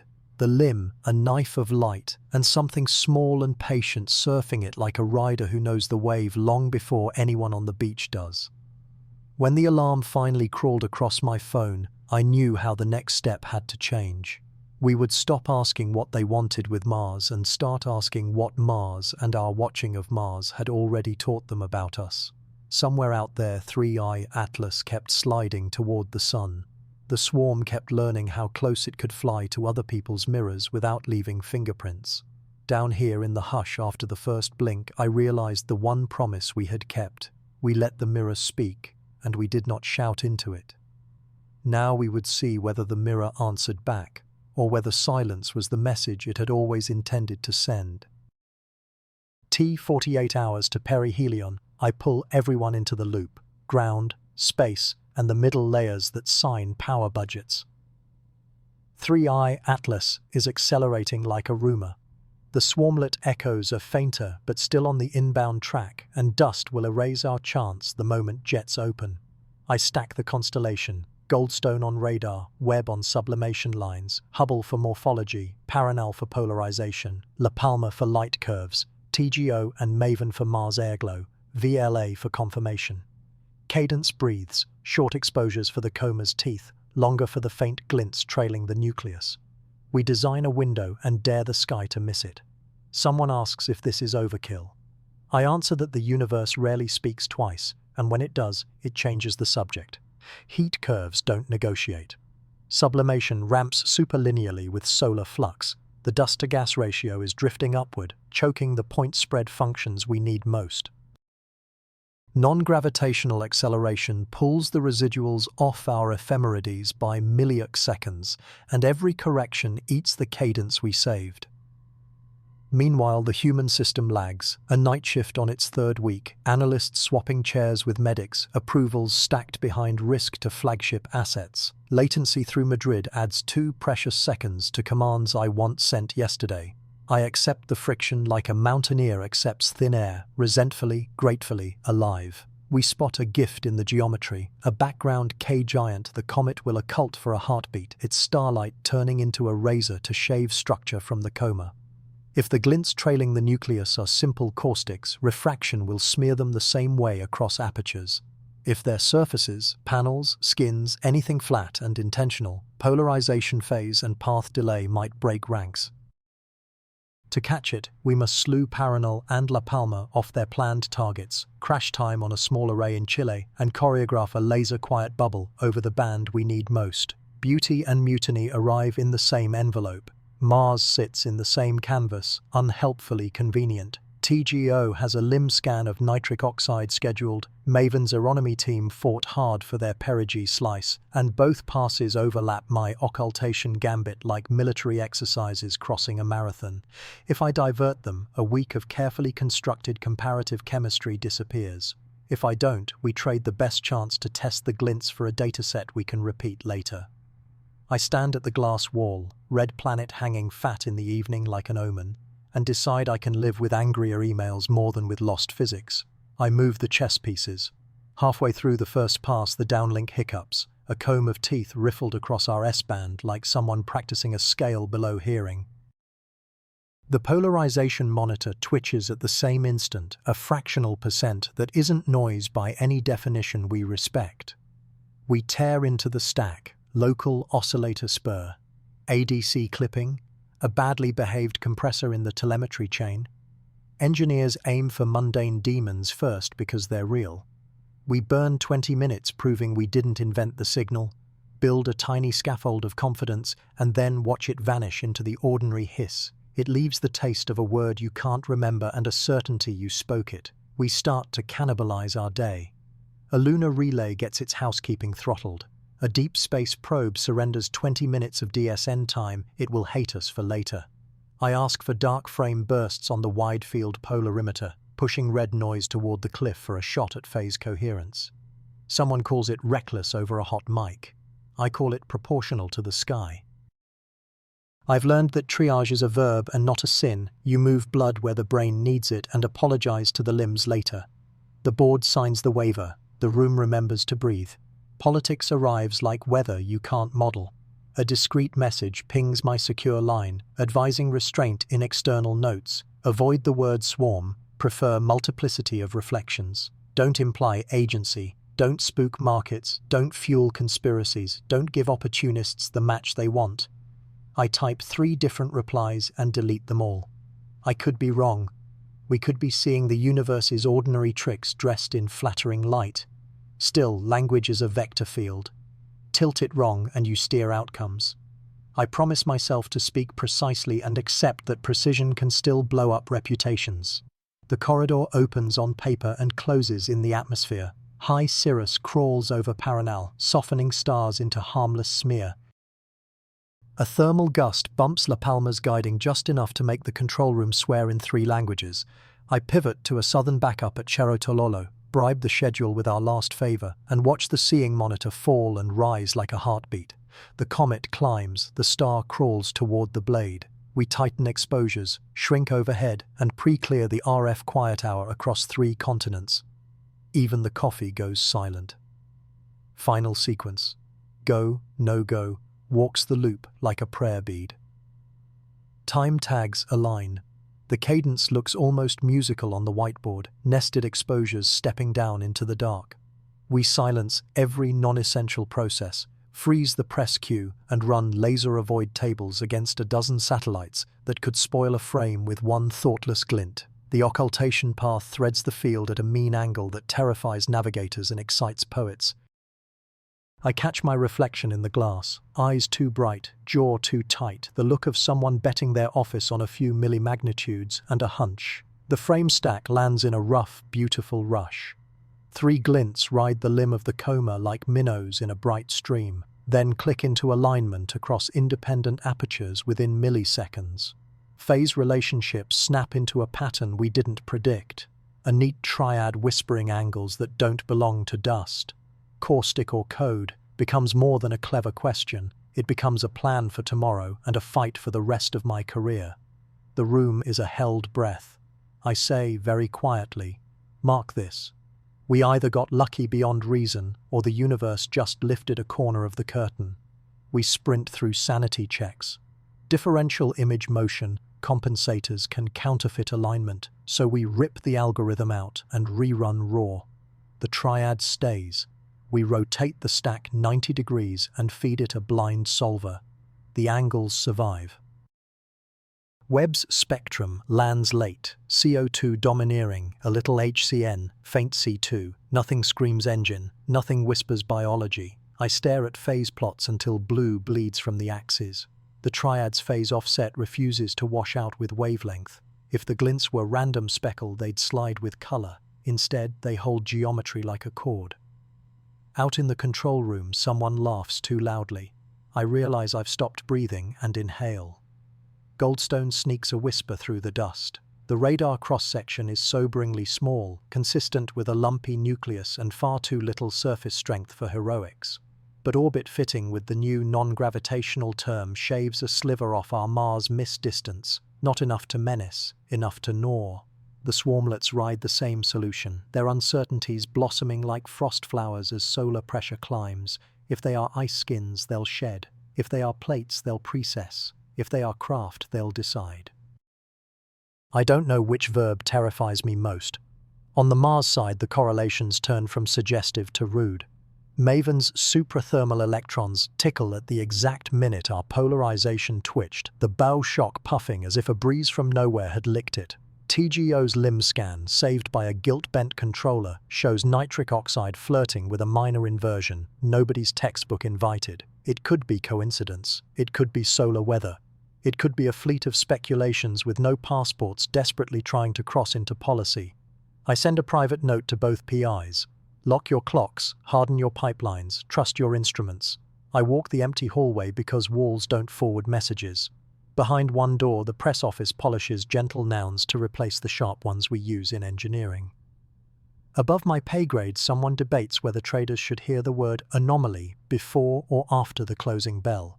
At the edge of the desert, the wind forgets to blow. In the stillness, I hear my heart, counting every promise I made to students about evidence and courage. I turn back, decide to speak carefully now, and accept the bill later anyway. By midnight, we have 3 stacks, 2 independent pipelines, 1 shaky radar return, 5 quiet radio telescopes, and a desk littered with half-murdered pens.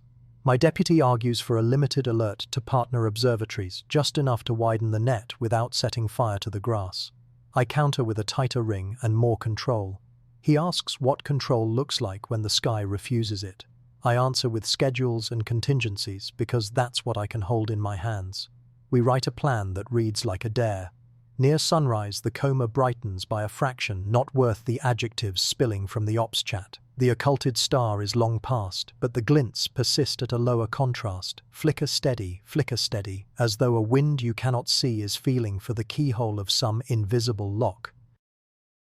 I taste the metallic flatness of too much coffee and think of every parable we've told ourselves about watchers, gardeners, hunters, neighbors. The Fermi lens tightens by reflex around my thoughts. Rare life, loud catastrophes, careful zookeepers. The triad holds its chord and refuses to choose a story. For now, I did not sleep after the occultation. I lay on the conference room couch and watched dawn comb pale lines across the desert while the 3 glints blinked on my laptop in a relentless loop. The frames did not care about my pulse. They offered only timings, amplitudes, and the permission to ask a narrower question than Fermi's famous one. Not where is everybody, but what behavior would produce this here, now, at the Martian limb, as 3I Atlas slid past like a thief keeping to shadow. That is the pivot the mind resists. Say alien too soon, and reason sprints ahead of evidence. So I made myself hold to the blade. 2 wavelengths, phase-locked flashes, coincident with our predicted edge of the coma. No radio chatter. Polarization hints that refuse to settle. If this is natural, what exact configuration of dust and geometry creates a triad? If it is not, what low-power, deniable mechanism writes light at the limb of another world? I reframed the paradox I was taught to revere. Rarity says, intelligences like ours almost never arise. Catastrophe says they arise, then erase themselves. Restraint says they arise, last, and learn to go quiet. The tripod works in a lecture hall. It wobbles when a real sky places weight on one leg. The glints, the chemistry, the silence. I could feel mass sliding among the three. Chemically, the object kept obeying ice. CO2 dominated, water sulked, HCN crept up late. The green teas became faint diatomic carbon when we pushed exposure time indecently long. Radar stayed shy. Thermal emission traced the sun like a diligent student. Nothing screamed thrusters, and yet the flashes did not feel like chemistry. They felt like choreography. Choreography threatens the first leg. Crystal lattices can coordinate. Plasmas can sing. But triads at fixed intervals, aligned with a grazing geometry, and repeating across bands argue for clocks, not crystals. I slid probability off rare and alone, and onto restraint and catastrophe, one bead at a time, like a parent counting breaths beside a sleeping child. Restraint splits in two. There is a folklore version, the zoo, where elders watch and promise not to touch. There is an engineering version, stealth, where probes live under thresholds and poke with deniable tools. Both predict a sky rich in grey behavior and poor in trumpets. An occultation flash at a planetary limb is perfect grey, dust if you want it, message if you need it. Catastrophe mutates restraint into fear in the darker tales. In dark forest models, every broadcast is a flare in a hunting ground, every answer an admission of coordinates. You do not speak unless you can shoot, and even then you whisper through intermediaries. If the triad was message, we were either inside a preserve with rules or inside a scope with patience. Neither comforts, but each changes how you aim your next observation. I opened a fresh notebook and wrote 3 headers in block letters. Zoo, dark forest, transcendence. The third gets smirked at in talks, then colonizes slides a semester later. Civilizations that mature inward, spending gradients on computation, art, altered minds, not on grand beacons. If that is the baseline, the only things that ever cross interstellar space are cheap, quiet, patient, and good at calibration. What could discriminate among them? I listed what we actually own. We have 3 flashes at 2 bands within the window. We have a CO2-rich coma at an unfriendly distance for water. We have HCN turning on late. We have RF silence even under dedicated looks. We have a weak radar cross-section hinting at low density. We have simultaneity with the Martian limb within our error bars. None of those are headlines alone. Together they press the hand. Bayes is the adult in the room. Before the flashes, my prior on deliberate activity associated with 3i Atlas was a sliver you could shave with a moonbeam. After the flashes it is still small, but the likelihoods shift. Models with synchronized facets or controlled occulters get a 10-fold boost. Multiply almost 0 by 10 and you still get almost 0, but almost 0 is no longer something you can ignore when the tails of the risk distribution are long. Decision theory does not bless us with certainties. It hands us wagers and clocks instead. The committee wanted numbers in a font big enough for cameras. I could not give them posteriors with 6 nines and a moral. I could give them contours. Under a natural-only model, the triad demands improbable but possible dust sheets, micrometer grains aligned by local fields, and seeing conditions that smile on few.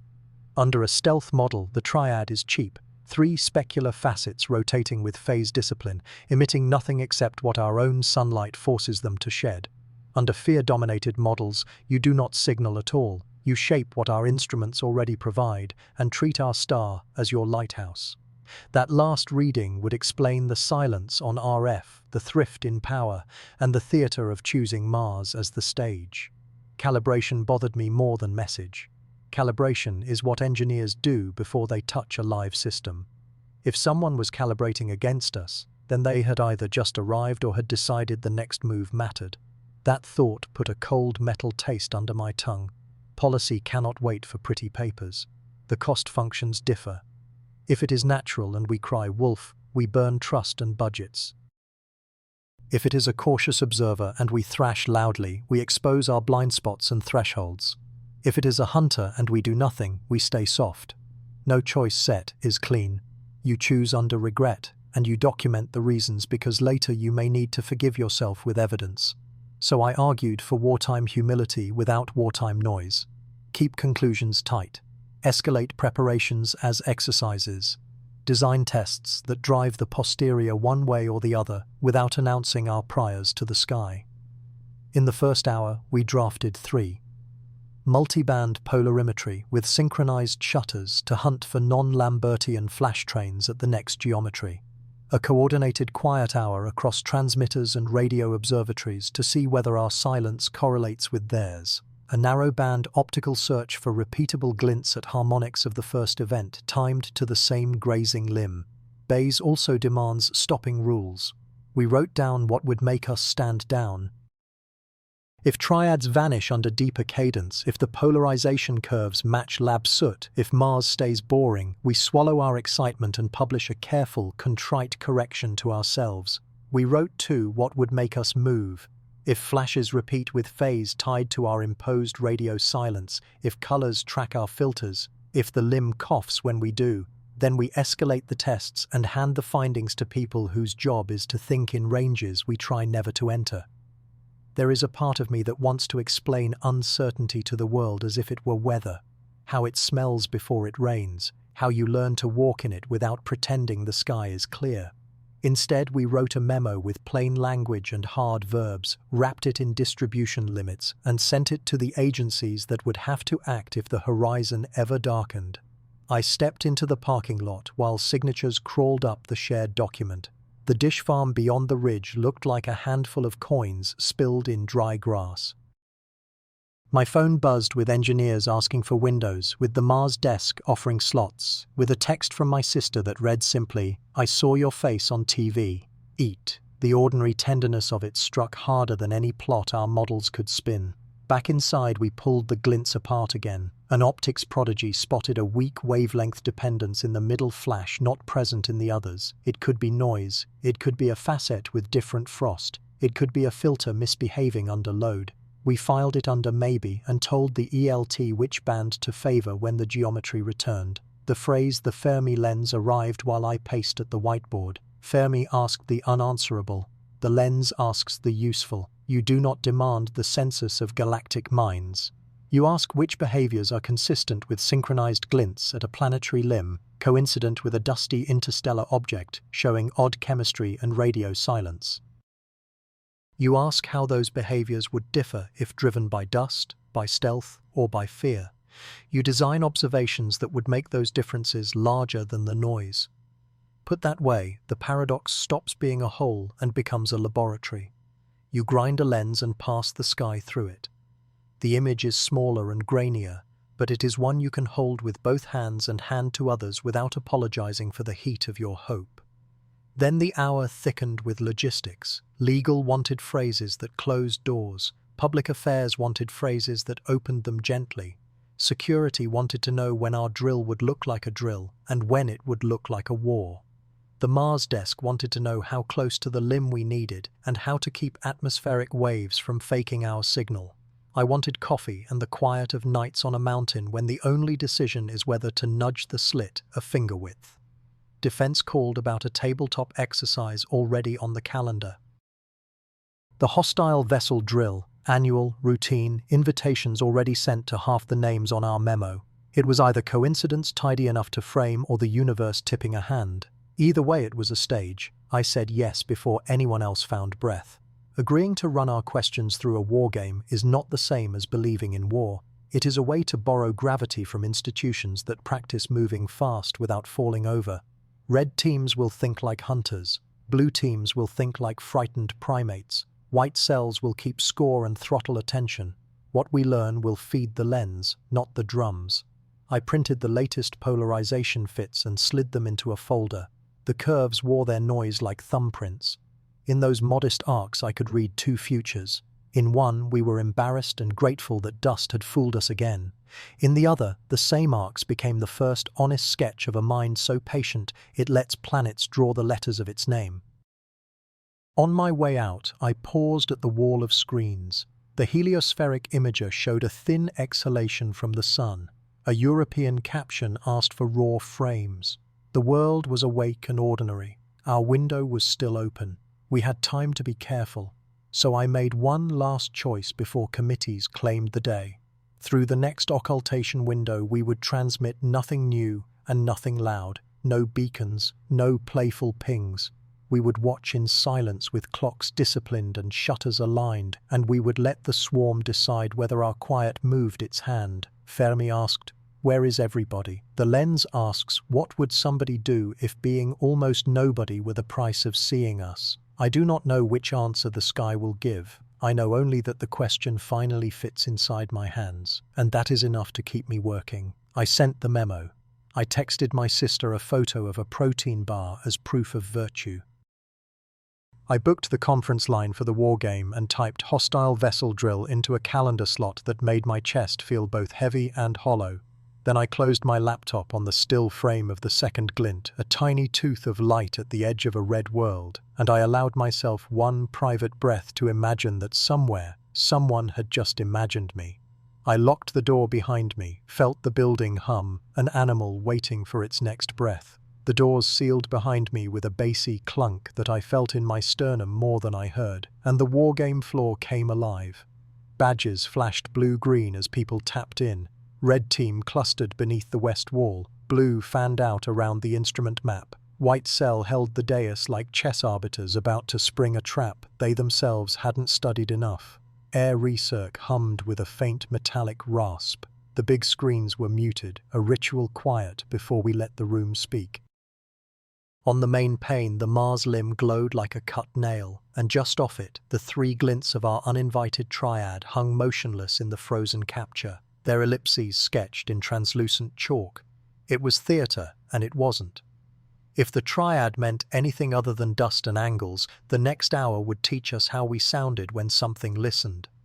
I took my seat, palms damp, and told myself to breathe in 4 counts and out in 6, to keep my voice from riding too high when the first question came.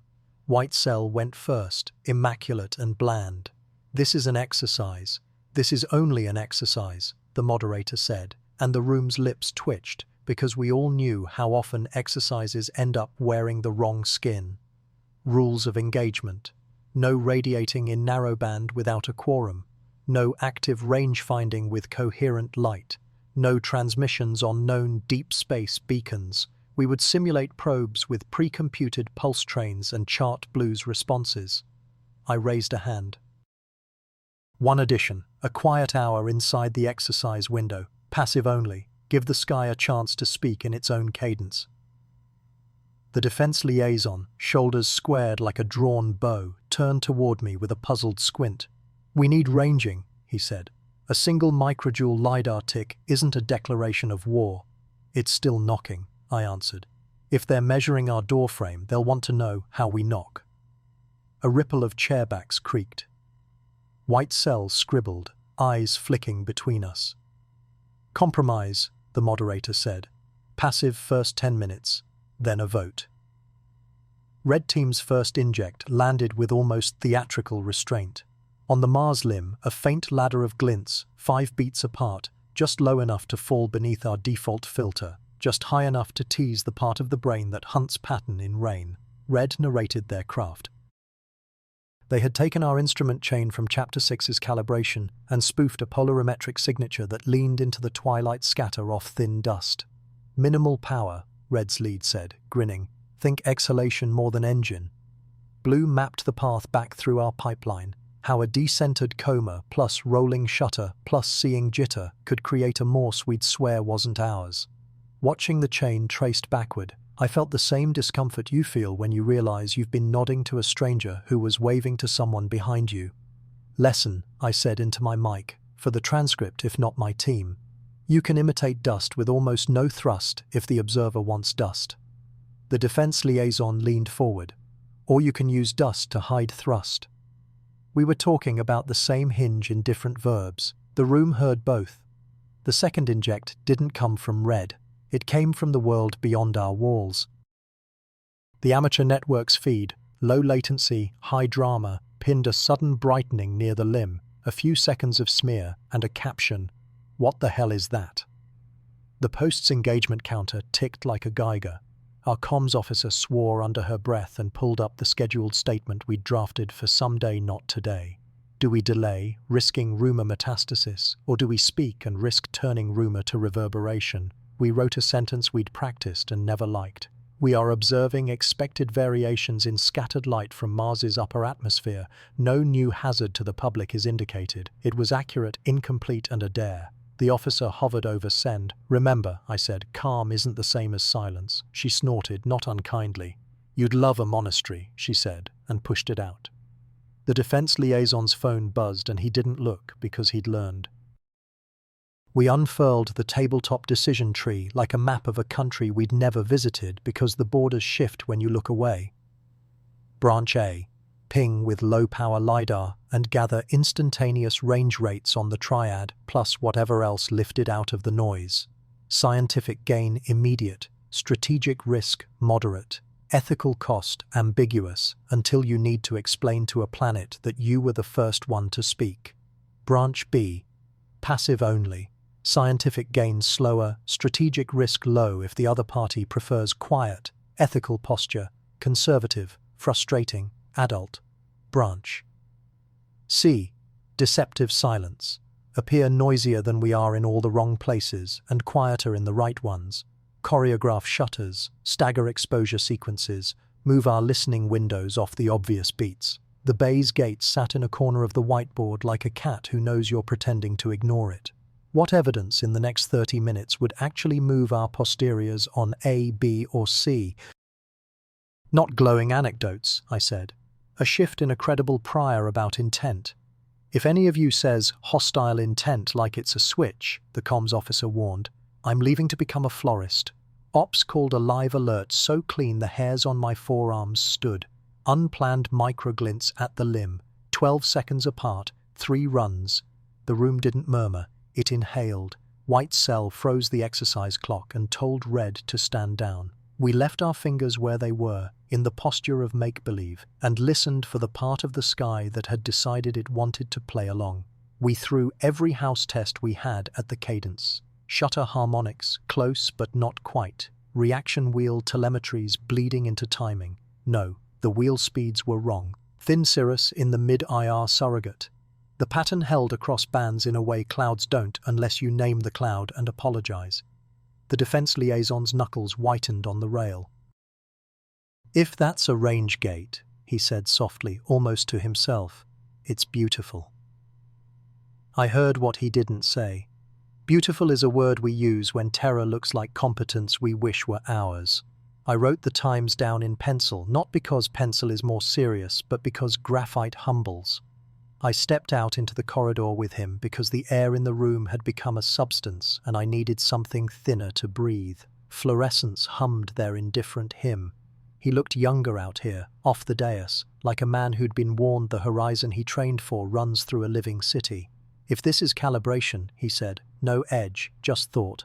What are they measuring? Our nerves or our noise?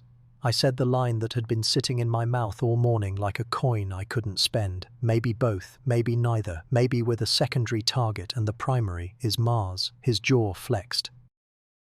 No unilateral transmissions, I said, and didn't realize until later that I'd used the plural we without asking permission from anyone who could grant it. He nodded.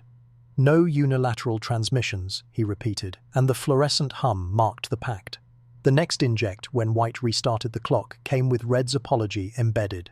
We prepped this before your little miracle, Red's lead said, which was his way of saying we can't resist and also we hate that we can't resist.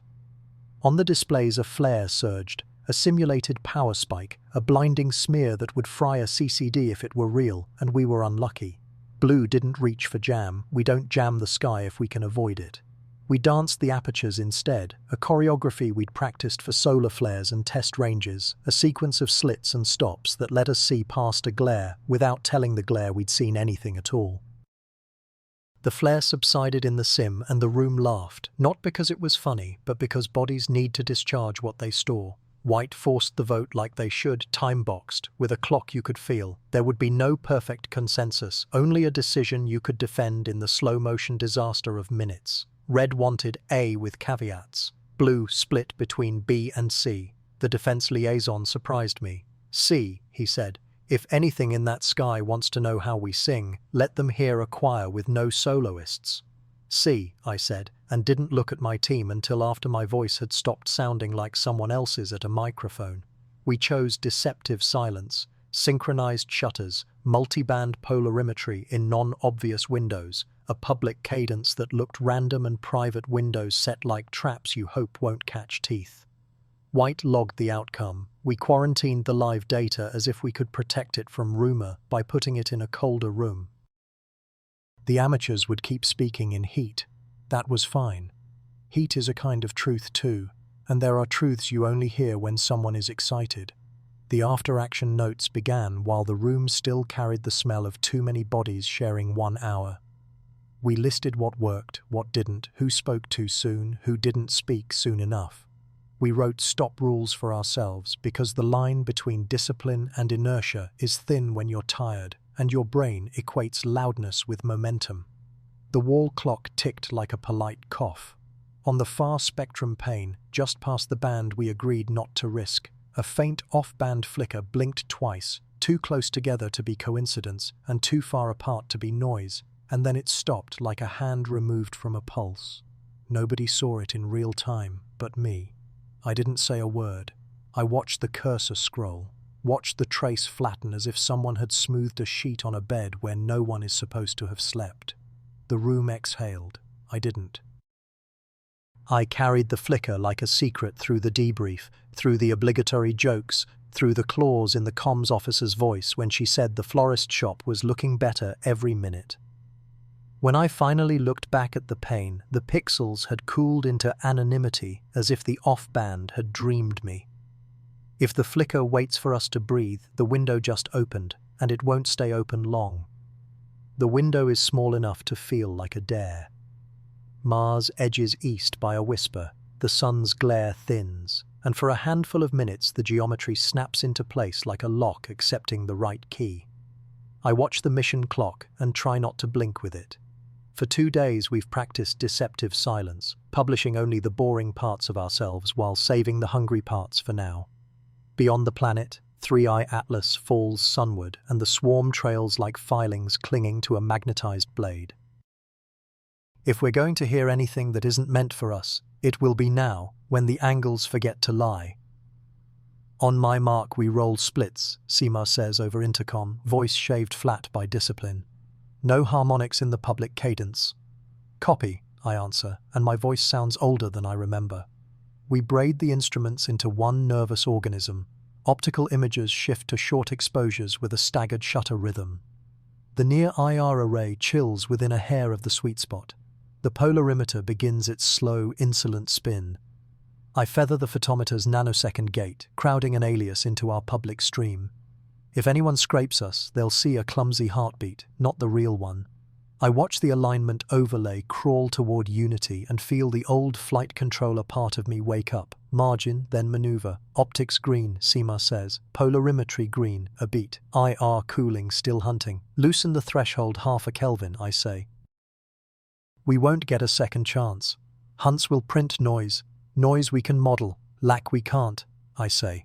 Mark. The shutter plan clicks alive.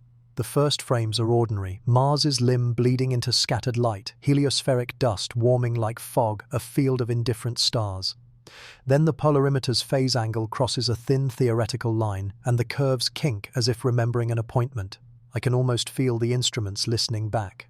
The glints arrive like coughs in a crowded theatre. 3 small impulses in the visible, separated by a stubborn, not quite equal interval. The same triplet, weaker, in near IR. I narrow the photometer gate. The teeth sharpen. Seymour tags the times. I hold my breath for the polar channel. A dip instead of a peak. A negative wink that flips sign with angle. Phase dependent, intent independent. For now, I pace a slow circle because sitting feels like tempting the gods of correlation. If it's nothing, it's the most disciplined nothing I've ever met. Repeatability, I ask. Spacing holds within 1 sigma, she says. Amplitude jitters with phase. On the RF plot, noise stumbles across the middle band. A solar spit perturbs the ionosphere, and our carefully chosen sliver darkens. We're losing the gap, Simmer warns. Go to forward scatter, I say. Skim the Mars limb. Let the thin air bend us home. It's a ghost channel, but geometry is a stubborn god. The delay line blooms, then steadies. The triplet vanishes in RF, yet soldiers on in optical and IR, as if the sky is both kind and cruel. Outgassing vents could do it, Seymour says, eyes on the cadence. Vents don't keep time, I answer, then catch myself. Unless spin and seam cooperate. Check for broadband modulation. She shakes her head. Spin period doesn't fit. We sample again. The third train comes 1 cadence late, then corrects on the fourth as if an invisible metronome snapped its fingers.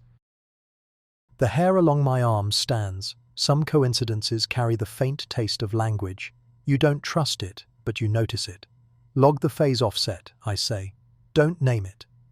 We recite possible natures like a litany designed to keep wonder from blasphemy. Dust grains aligned by radiation pressure can mimic decision. CO2 plates can flash speculars given the right gradient. Electrostatic lofting can arrange particles into standing waves that look like choreography. I speak each out loud to sand down the edge of wanting. Wanting makes monsters from shadows and messages from noise. Then the Axel residuals wobble, barely above jitter, but all 3 brightest sub-objects show departures in the same quadrant relative to the Sun-Mars line. Direction stubborn, magnitude small. I plot over time. Step, step, correction, like someone walking a dog across a street. Micro-thrusters? Seymour whispers, and the room goes colder. Thermal snap along a volatile seam, I say too quickly. Her look says, do you believe that? Mine says, I need to. Courage is contagious, so is panic. Our optical background fattens, thins. The polarimeter completes another half-turn. The negative winks deepen, weaken, return with a pepper of noise like far rain. The spacing will not die. I begin to hear it as a heartbeat we weren't meant to hear. I do not talk to the sky, I talk to the log. Retain all raw packets air-gapped in triplicate. Do not publish cadence or phase. If it's artifact, audit will kill it. If it isn't, don't teach it our habits. We need 1 corroboration we don't touch. Pull the Antarctic passive polar feed, Seymour says, before I do. Different latitude, different noise soup. The ice station sends its dumb, beautiful numbers. The negative wink appears there too, smaller, shifted, but there. 3 channels, 2 hemispheres, 1 pattern. We make a decision without saying decision, 1 bit. That is all we allow ourselves, a private yes, no, that will live sealed until we can defend it. I tag the run as provisional and seal the hash. Cold archive. Code word segment. The circle will brief after the window. The sun slides. Our lovely alignment phrase. Minutes burn down fast. I try a last shutter syncopation and buy 2 good frames and 1 miracle. The 7th train arrives late and the 2nd glint splits. 2 close teeth. Then reconciliation on the 3rd like a drummer recovering a dropped stick. What does that? Seymour asks, half wonder, half warning. Something that can be 2 things at once, I say, then add, or dust, given help from physics. We do not need metaphors with teeth. The window narrows to a slit. Mars blooms and blurs. RF drowns. The polarimeter begins a rotation it won't finish. I feel the moment go the way you feel a train leave. Pressure eases and suddenly the platform is too big. Call it, she says. Window closed, I answer, letting the words land like a small funeral. Post-pass audit, raw to cold. Public note, detector thermal stabilization, ionospheric variability, competent and boring. We sit in the new quiet and let adrenaline leave like an overfamiliar guest. The room smells like hot metal and sorry coffee. I page through the last frames as if they might confess. They don't. They never do. When my hands stop shaking, I open a clean file and write the sentence I hate. We have seen a pattern that could be nature wearing intentions clothes. I delete it. I write instead, we detected a repeatable phase-dependent photometric and polarimetric modulation under a transient geometry. That is the truth I can defend. The polarimeter, spinning down, gifts one last hiccup, a brief sign flip like a shadow choosing another side of a post, small enough to blame on anything, large enough to set a hook. I stare for a 5 count, then tag it with a caution so stern it might as well be a curse. I stand, and the machines reclaim their outlines from the glow.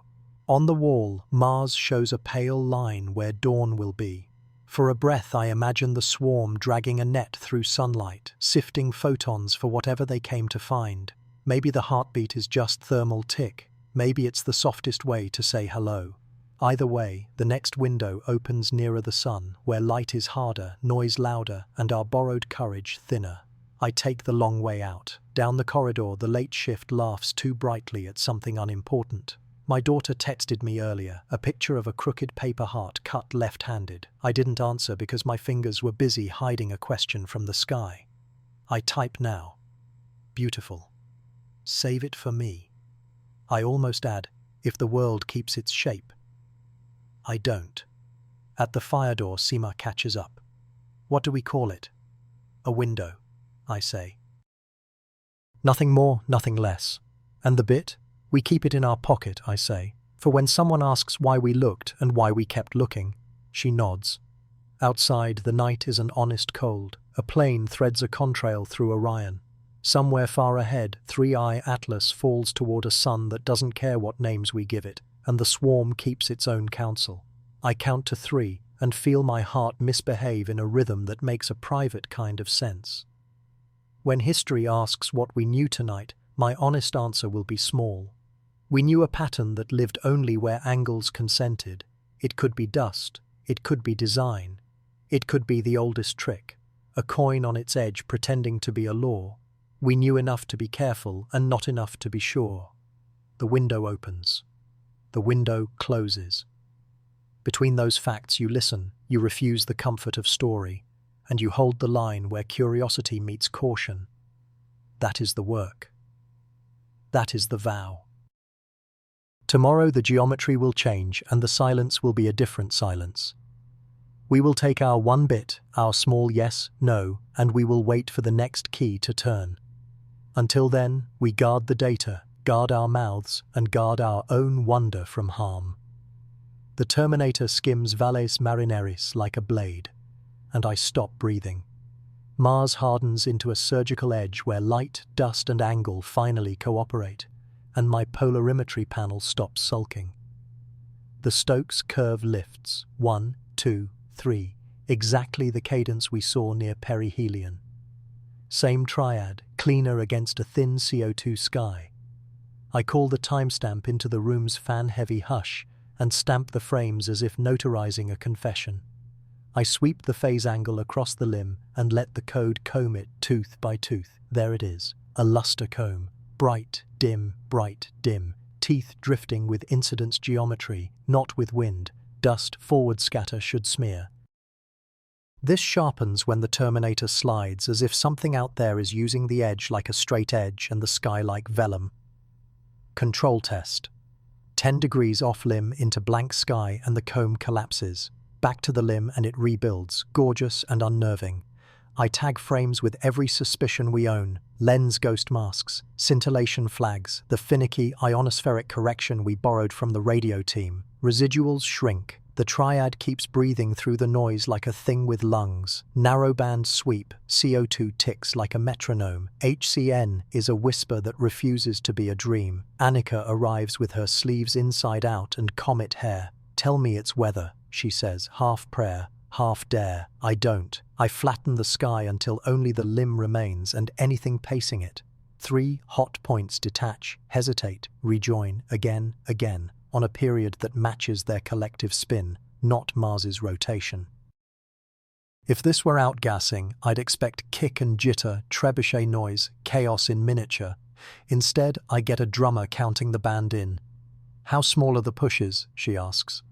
Order of 10 to the -6 meters per second squared, I say. Give or take a stubborn sigma. I overlay the 3 light curves. Their bumps rhyme. Peaks land within a fraction of a second, across objects separated by hundreds of kilometers. Outgassing doesn't clap in unison. Ice doesn't keep time. Something is synchronizing, whether by physics we haven't modeled or intent we refuse to name. We split along our old fault line. She builds ephemerides. I kill mundane explanations. Thermal tides in the exosphere. Wrong direction. Interplanetary scintillation. Wrong scale. Camera ghosting, executed by the 10-degree control field. Dust devils in polar night. Charming, no. I remap phase functions, rotate polarization angles. Ceiling fans click like cicadas. The triad survives everything. Table stakes, she says, which is how she admits belief. We call the South Polar Optical Array, where the sky is steady and brutal to cheats. 2 hours later, their duty astronomer echoes our curve. Same cadence, fainter teeth, same refusal to die when prodded. Across the hall, the Mars relay team pings us with a carrier noise plot from an orbiter. Background hiss shows a sub-milliwatt ripple that rises when our triad crests. Not a transmission. Not nothing. For sanity's sake, I forward the bundle to our favorite critic, a ham with an absurd backyard array and a gift for insulting our priors. 2 continents away, he whispers back the rhythm from the floor noise like a courteous heartbeat. When 3 methods with 3 pathologies hum the same note, we sign our names. That's the rule. That's the terror. Annika prints the triad as a skewed trefoil and tapes it to the board. It needs a name, she says.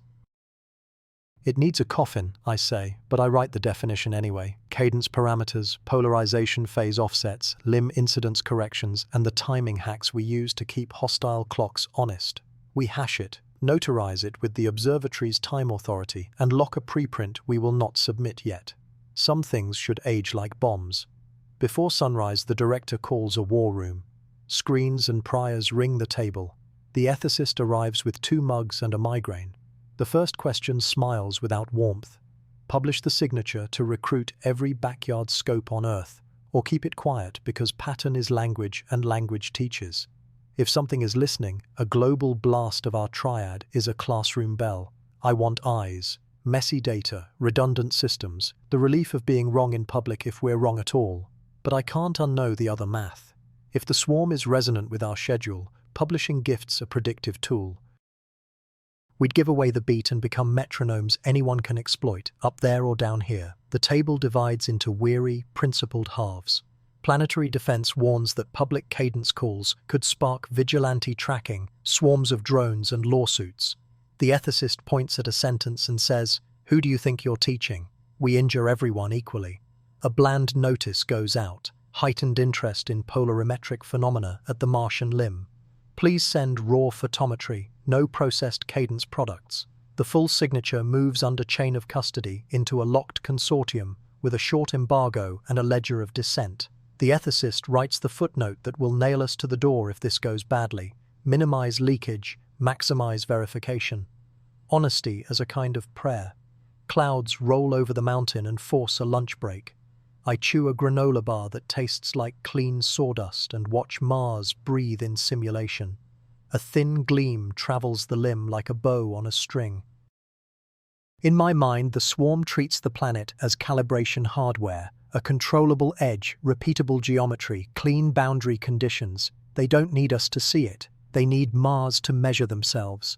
A new plot lands on the wall. During the last pass, a faint absorption nibble opened and closed in the orbiter's high-frequency housekeeping band. Too small to trip an alarm, too broad to carry content, perfectly phased to the triad. Probably nothing, the engineer says twice, which means everyone hears probably something. I write the frequency and stare until it looks like a date I can't remember missing. By late afternoon, the polar array tightens their confirm, and our ham savant sends a sonogram where the 3 notes show up as hesitant splotches gaining confidence. "You're not alone," he types, meaning other ears are pointed, other basements awake. I steal 10 minutes to bleed into my notebook, longhand, because it slows me. Every time the comb appears, I feel the same double pull. Awe snaps me open, dread cinches me shut. I don't want an enemy, a god, or a mirror. I want physics. Physics is cruel but fair. Physics doesn't care if I'm ready. Sunset pours through old glass when the director returns with a line I didn't expect. If we characterize the signature, we also gamify it. Red team ourselves. Write a script that could fake our triad from drones or balloon-borne reflectors, publish it, and dare the world to hoax us better than the sky. Preempt the accusation, he says, and the attack. I say yes, because saying no consents to superstition. Annika says yes because she likes the part where code outwits people who outwit code. The ethicist nods like someone who has weighed all harms and chosen the one with edges we can at least name. We draft the hoax protocol, channels, power limits, flight ceilings, the line between clever and felony. It feels obscene, like carving a key to your own door and leaving it under the mat. If this is conversation, clarity is armor. If it's a hunt, armor is hope. Near midnight, Mars tilts and our limb sweep degrades. The comb smears into nothing elegant. We lock the night's work and push backups to cold storage on 3 continents. Outside, the air is thin enough my pulse has a sound. Orion kneels over the ridge. Mars is a coal in his palm. My phone buzzes with an encrypted ping, a burst of telemetry errors during a star tracker calibration, precisely when our comb was cleanest. Cosmic rays, boredom, my hunger inventing patterns. I forward it with a subject line that is not a claim and not a joke. Inside, Annika is still drawing like she's being chased. She arcs vectors around Mars and shows how the swarm could be using the limb to calibrate phase delays across a distributed aperture, building a telescope out of crumbs. Diffraction limited on the sunlit face, she says, without transmitting, without a carrier. The geometry is elegant and merciless. We prove we are still our species by arguing over names. The trefoil becomes a signature, then a mask, then a rhythm. Someone says him, and no one laughs. Minutes before dawn, the ethicist asks the question that will haunt me. If we're the only ones who can see this clearly tonight, whose obligations are we carrying? Mars's, Earth's, or the swarm's?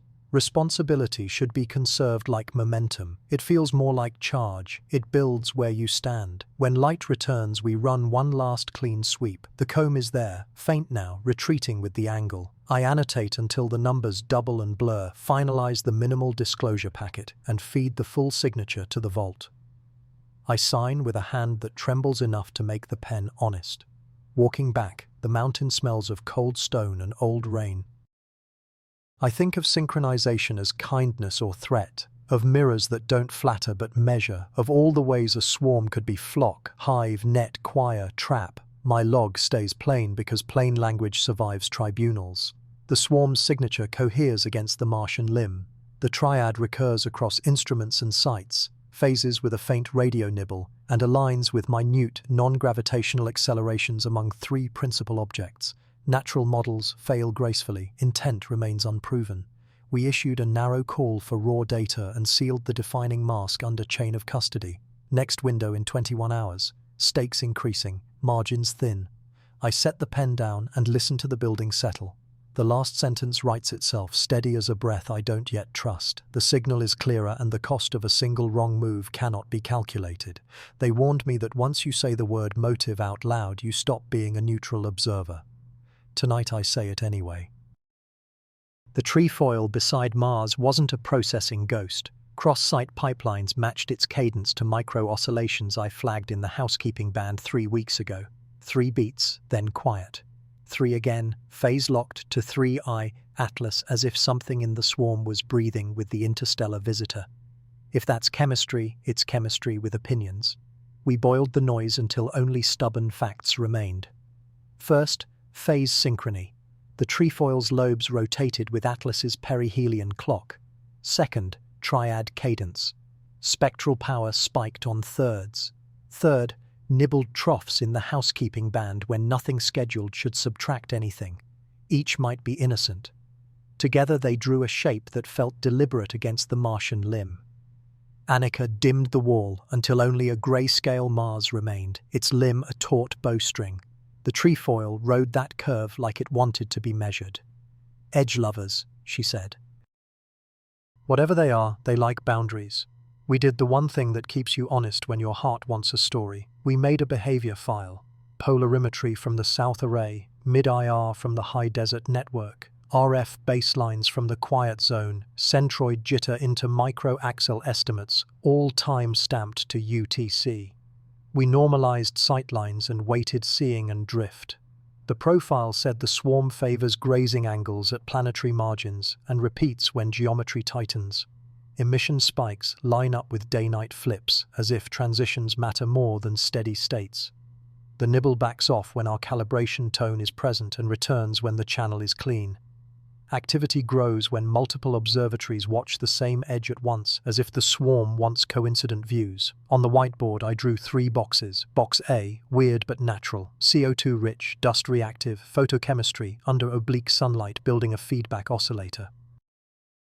In A, the triad is resonance, the nibble, thermal crosstalk, the trefoil dust dynamics. Box B, passive reconnaissance designed to hide in our statistics. In B, the triad is a sampling protocol, the nibble an etiquette rule, the trefoil a limb alignment trick. Box C, active intent that can adjust to us. We wrote criteria, D-phase atlas and the swarm. A should break, B should persist, C should keep the lock. A ignores schedules, B and C adapt, C more aggressively. A smears with bad seeing, B and C compensate across sites. We fed 2 days of clean sky into the model. A kept a toe in the door, but the door no longer held the room. I wanted A to win. There's comfort in a universe that is complicated but indifferent, but Mars kept asserting itself as the perfect stage. The limb is a knife in sunlight, a ruler for tiny angles. A thin atmosphere lends sharp transitions. A not too thin one refracts enough to write gradients. Mars's orbit gives multiple limb crossings with predictable look angles. If I were aligning a distributed covert instrument without revealing baselines, I would test there. In the morning briefing, Morales said, least dramatic phrasing. I tried. The Martian limb offers high information density for sub-arc second alignment of a sparse aperture without emitting. And the ethics. Observe without adding cadence, I said. Avoid publishing a metronome. Annika replaced my sentences with diagrams and a table of predicted peaks for the next 3 limb opportunities. We would test boxes, not motives. Disclosure is also a variable, so we built a comms tree. Immediate full release lets any adaptive system borrow our cadence. A delayed release at the tail of a window reduces feedback while honoring the public's stake. Silence was off the table. Planetary defense listened without blinking. The colonel's voice came flattened by hotel Wi-Fi. If you're asking to bait it, no, he said. Move your tones if you want. If your decoy gets followed, call. I promised. The Fermi lens intruded anyway. In the zoo reading, you minimize scars.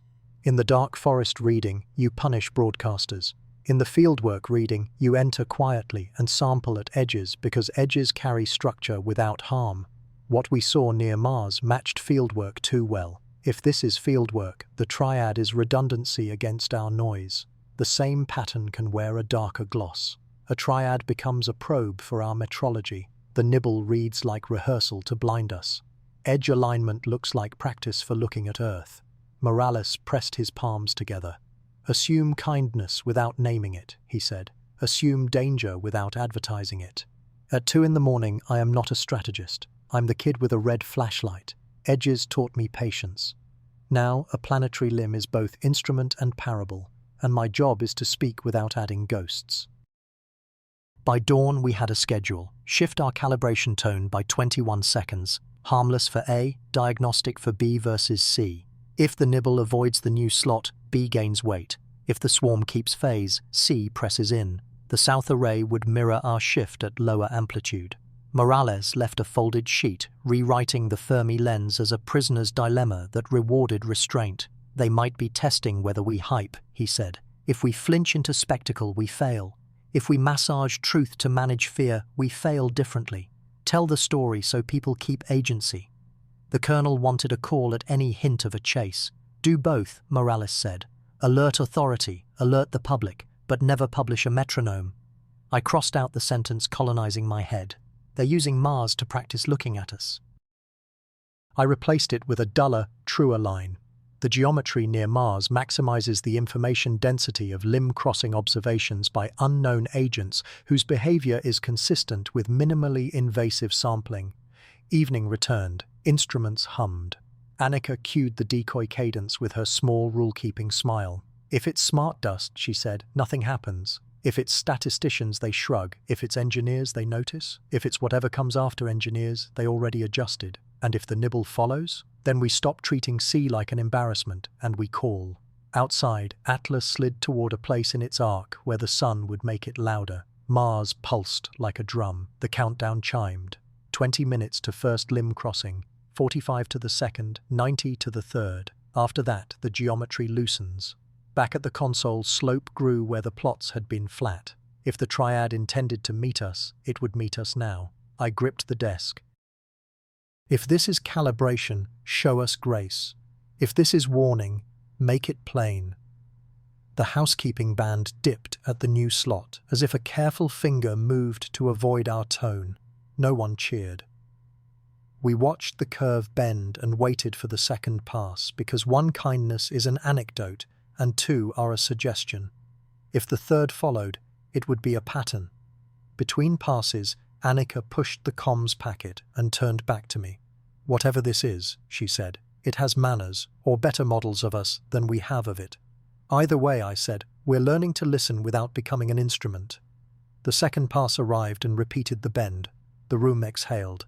Morales didn't smile. 2 points make a line, he said. Be careful what you extend.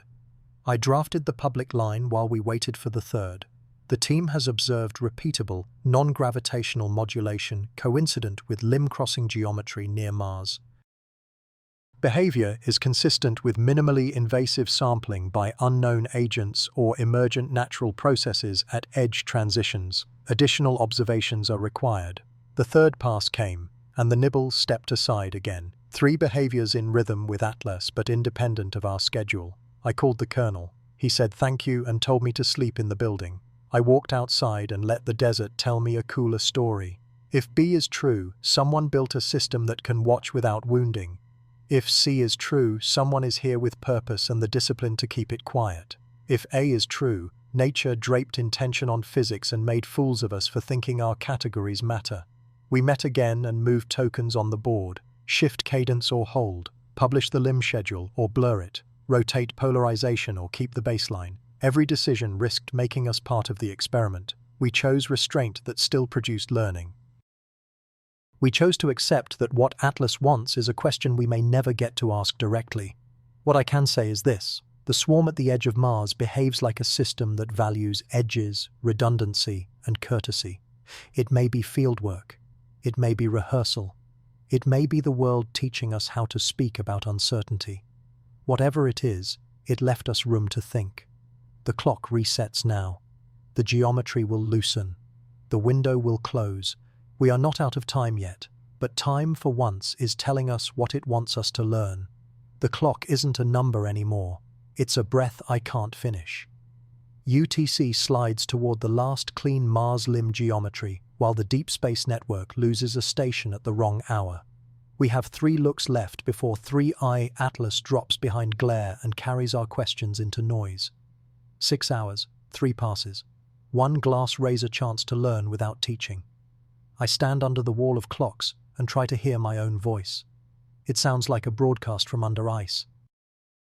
We have the trefoil phase forecast, the tentative cadence model, the polarization sweep we argued into existence, and the scar of our last attempt, a response we didn't want and a pattern we still don't trust.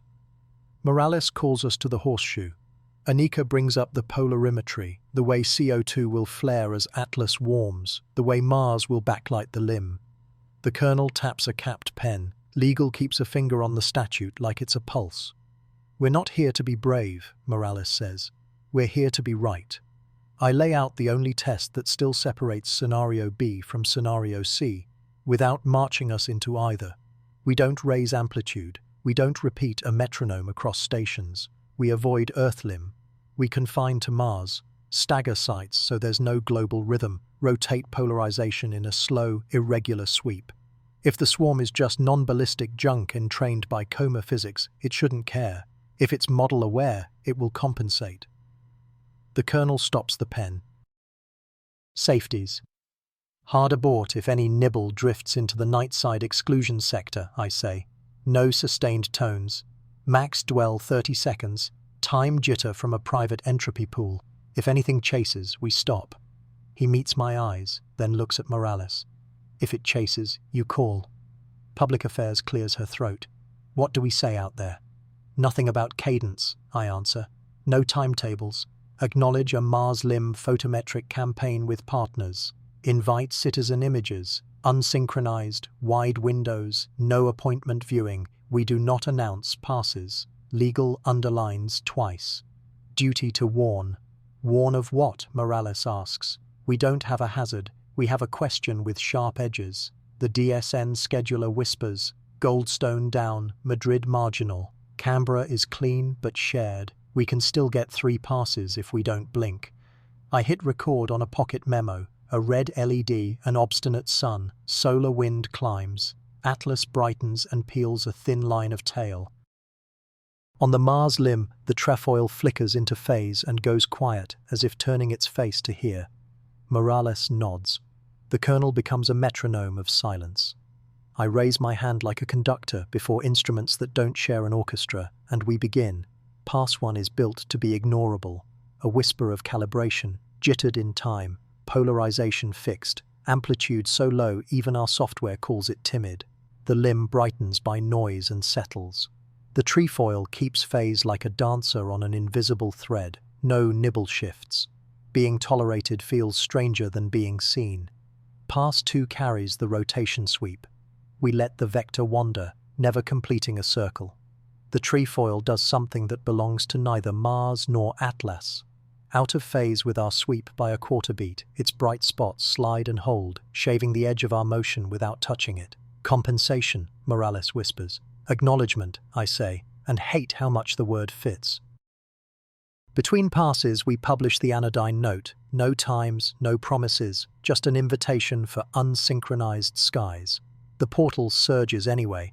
People aim optics at a red pinprick near a brighter pinprick and send us grainy devotion. Someone in Patagonia forgets to stop their rig and gives us a perfect unscripted baseline.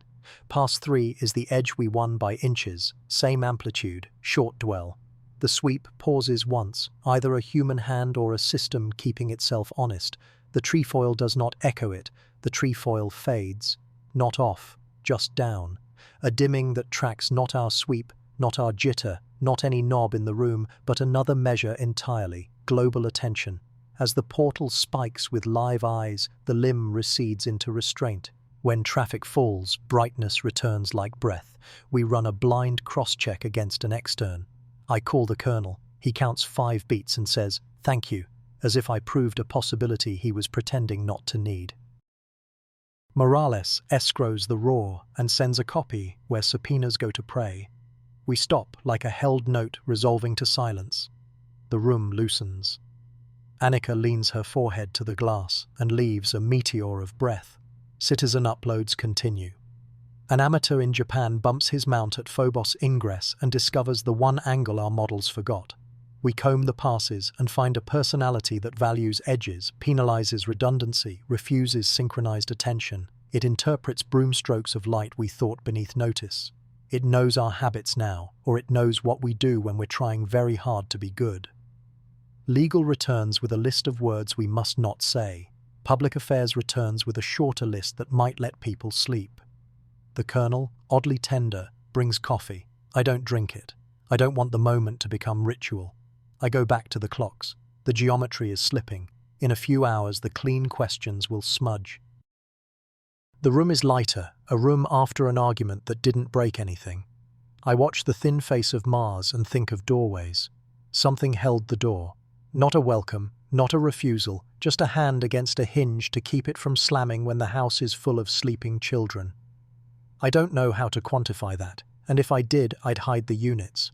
I record again before the feeling hardens into jargon. We didn't prove B. We didn't prove C. We observed a system that modulates visibility in response to unsynchronized human attention while ignoring our attempt to teach it rhythm. We did not escalate. We do not intend to.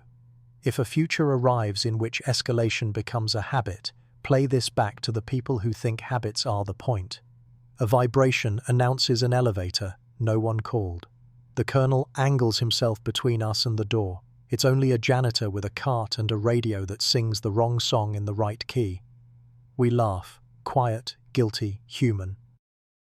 Morales dismisses the room in layers so the exits won't look like a transmission.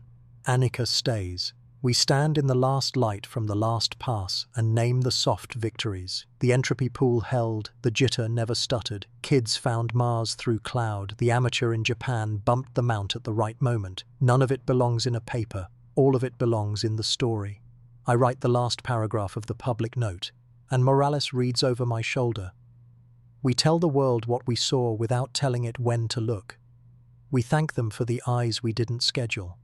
We don't ask for more. We don't ask for less. We say there is beauty in a careful limb, and hope beauty is a safe, true word. The DSN slot clicks shut like mercy. Atlas continues its indifferent fall toward geometry that will make us clumsy. The trefoil dissolves into night as Mars rolls on. Somewhere a child reads about constellations under a blanket. I leave the room the way you leave a chapel. In the hallway, the clocks are local again. I let myself imagine sleep. The thought doesn't land. Annika touches my sleeve, a grounding wire. You kept us out of the metronome, she says. I tell her she did it with math. She tells me I did it with refusal. We pretend we prefer our own kind of credit. Before I go, I look back through the glass. It returns my face with a star field and the ghost of Mars. For a second, I can't tell which side of the one-way mirror I'm on.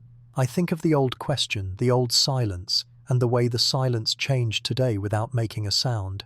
We are running out of time. That used to mean we would fail to know. Tonight it means we learned how to wait without teaching the dark what a clock looks like. The window is closing. The window is still a window. We will be here when it opens again, and if something keeps the hinge from bruising the frame, we'll leave a note on the jamb. Thank you for not slamming. I step into the elevator with the janitor. The radio finds a new song, mostly static and a voice that could be anyone's. The doors slide. The floor counts down. 6 hours become 5. The breath I couldn't finish at the start finally finds its end, and I let it go without turning it into a signal. That night I wrote it down like vows, not policy. I promised conditional transparency, share what we know when it won't amplify harm and admit when we don't. I promised proportionality, no reflexive militarization, no hero fantasies, every action costed against risk and value. I promised reversibility, choose paths we can back away from if new data turns the map. I drew lines too, no active pinging of the swarm, no beamed challenges, no clandestine probes toward Mars without oversight. I signed, then sent it to the team as our first draft of a compact with the sky. Before midnight I called Anna. We had not spoken since the simulation that left us raw. I owned the pressure I'd pushed onto her models, the fear I'd hidden inside my questions. She listened, quiet, then said, "Hold the line, but hold people first." We agreed to meet for coffee after shift, to argue, to annotate each other's blind spots before the next window opens. After the window closed, the room stayed loud with silence. Fans whirred, monitors cooled, and somewhere the coffee urn clicked itself off like a metronome measuring the end of nerve. Telemetry tapered into the flat winter of background counts. The swarm's thread of points dimmed one by one, like campfires banked at dawn. We had not been invaded or hailed or struck. We had measured a sky that blinked, tilted, answered nothing, then moved on. That should have been relief. It felt like a bill that hadn't arrived yet. I exported the final stack, sealed the chain of custody, watched the checksum turn green. The small green square was faith enough to stand. Outside, the desert had cooled to glass. Anna's footsteps matched mine down the stairwell, our argument folded and clipped for morning. We didn't say congratulations, we didn't say failure, we said good night the way pilots say it, promising we will rise again. In the morning I drafted the memo they'll quote back at me in hearings I can already hear. Conditional transparency, proportional response, reversible choices. 3 lines written like vows, because rules fail when fear blooms. I sent it to the team with a subject so plain it couldn't be weaponized. After action principles, window 1, replies trickled in like rain on sheet metal. May added a rider about consent for crowdsourced telescopes. Bruno tightened the language around autonomous scrubbing. Anna changed nothing but sent back a single sentence. Hold people first. I printed the packet and slid it under the director's door, then walked the ridge trail behind the array until the sun shouldered free of the mountains. Below me our dishes glowed dull as bone, just harvested moons tilting toward a barren, generous star. Somewhere beyond that brightness, 3i Atlas arced toward perihelion, and every strand behind it braided into the probabilistic and the personal. The Mars camera would wake again tonight. The albedo pattern we named the mouth would rotate onto the limb one more time before geometry closed it to us for weeks. Science hates appetite, but something in me wanted that lip of light to speak, even if it only whispered, "Not yet." By noon, the press office called my cell. They wanted a sentence the public could carry without dropping. I gave them 4. We saw coordinated motion without intent. We saw geometry that mimicked desire. We have time. We will use it for you. It was honest as far as it went and inadequate by any useful measure. People don't live in the long arc of Bayesian updates. They live in grocery lines and school lots and the silence after midnight when a dishwasher ticks like a countdown. My father used to wind his pilot's watch before bed, even after arthritis turned each click into a lesson. He said the ritual kept tomorrow from starting without him. I've been winding the array in the same way, ritualizing prevention, giving the future a steady hand to resist. The day slid by on rails. We cleared the queue of mistagged satellites, signed off on the Mars hazard cones, compared the faint curve of the swarm's dispersion rose to last night's model, and saw it widen, then narrow, then keep faith with our error bars. No new arrivals, no departures. A pause, like breath held by the sea before the next long pull. Shift change brought coffee and rough jokes that tried to file the edge off consequence. Anna found me on the catwalk with 2 paper cups and a printout sutured with highlighter. She had annotated my vows like a poet edits a treaty, cutting adverbs, replacing courage with competence, striking the sentence that sounded like prayer. We argued the phrase proportional to credible harm until the sun bled orange along the ridge and the dishes threw our silhouettes into the sage. She kept returning to one clause: no clandestine probes toward Mars. I heard the unspoken name in that line, my own, the part of me that wants to push a chess piece 2 moves early, just to hear the board reply. We compromised on oversight with teeth. The technician from night shift pressed a small object into my palm as he passed. A hex key burned smooth by use, the tool we use when the wind loosens the array's ribs. "For your pocket," he said, "in case the sky wobbles." The gesture landed harder than any commendation. The work is always a hand to a bolt before it is a hand to a microphone. I closed my fingers and felt steadier. Night returned with its clean ledger. We aimed the long optic toward Mars and let the clockwork spin do the ritual math. The planet came up rusted and shy, air thin as an apology, the mouth rotating out of shadow like a coin turning from tail to face. The swarm's signature was there and not there, a persistence that refuses to be called presence. In the residuals you could trace a comb of faint, evenly spaced nudges, as if something had skimmed the upper atmosphere weeks ago and written in pressure rather than ink. The pattern matched Anna's safer version of Scenario B, shepherds tending an invisible herd, using gravity and air as quills. Nothing violated and nothing idle, like a surgeon's hands folded before the first incision. We published the frame with honest captions. The feeds lit, then quieted faster than I expected. Outrage is loud, stewardship is shy. Maybe people recognize something of themselves in the restraint. Maybe they were simply tired. Near midnight, I recorded a short piece for a classroom in El Paso that had written to ask if they should still plan a star party. I told them yes, bring blankets, bring questions, bring a notebook, bring someone you love who hates the cold. In bed, the desert wind found the eaves and tested them like a careful locksmith. I lay with the hex key on the nightstand and the compact glowing soft on my tablet, our little treaty with whatever shares this sky. The Fermi question no longer felt like accusation but choreography. Where is everybody becomes, how do we move without stepping on each other's feet? The answer, for now, is with smaller steps and better listening. Tomorrow we seal the archive, ship the drives, rotate the crew, and let the telescopes sleep for 12 hours while the sun does its loudest thinking. The window will open again. Geometry always returns like tide, indifferent and devoted. When it does, I want us ready with fewer speeches and cleaner code. with redundancies that aren't heroic, with humility set like a bearing. I texted Anna one word, coffee, and her reply bloomed up from the dark, always. I closed my eyes and tried to hear space at human scale. It sounded like faint wheels on track, like ink drying, like a child turning a notebook page. If the swarm is shepherds, we will meet them with pasture. If it is weather, we will reef our sails. If it is something hungrier, we will stand together, eyes open, hands steady on the bolts. Good night, I told the room. Hold the line, I told myself. Hold people first. Tomorrow, yes.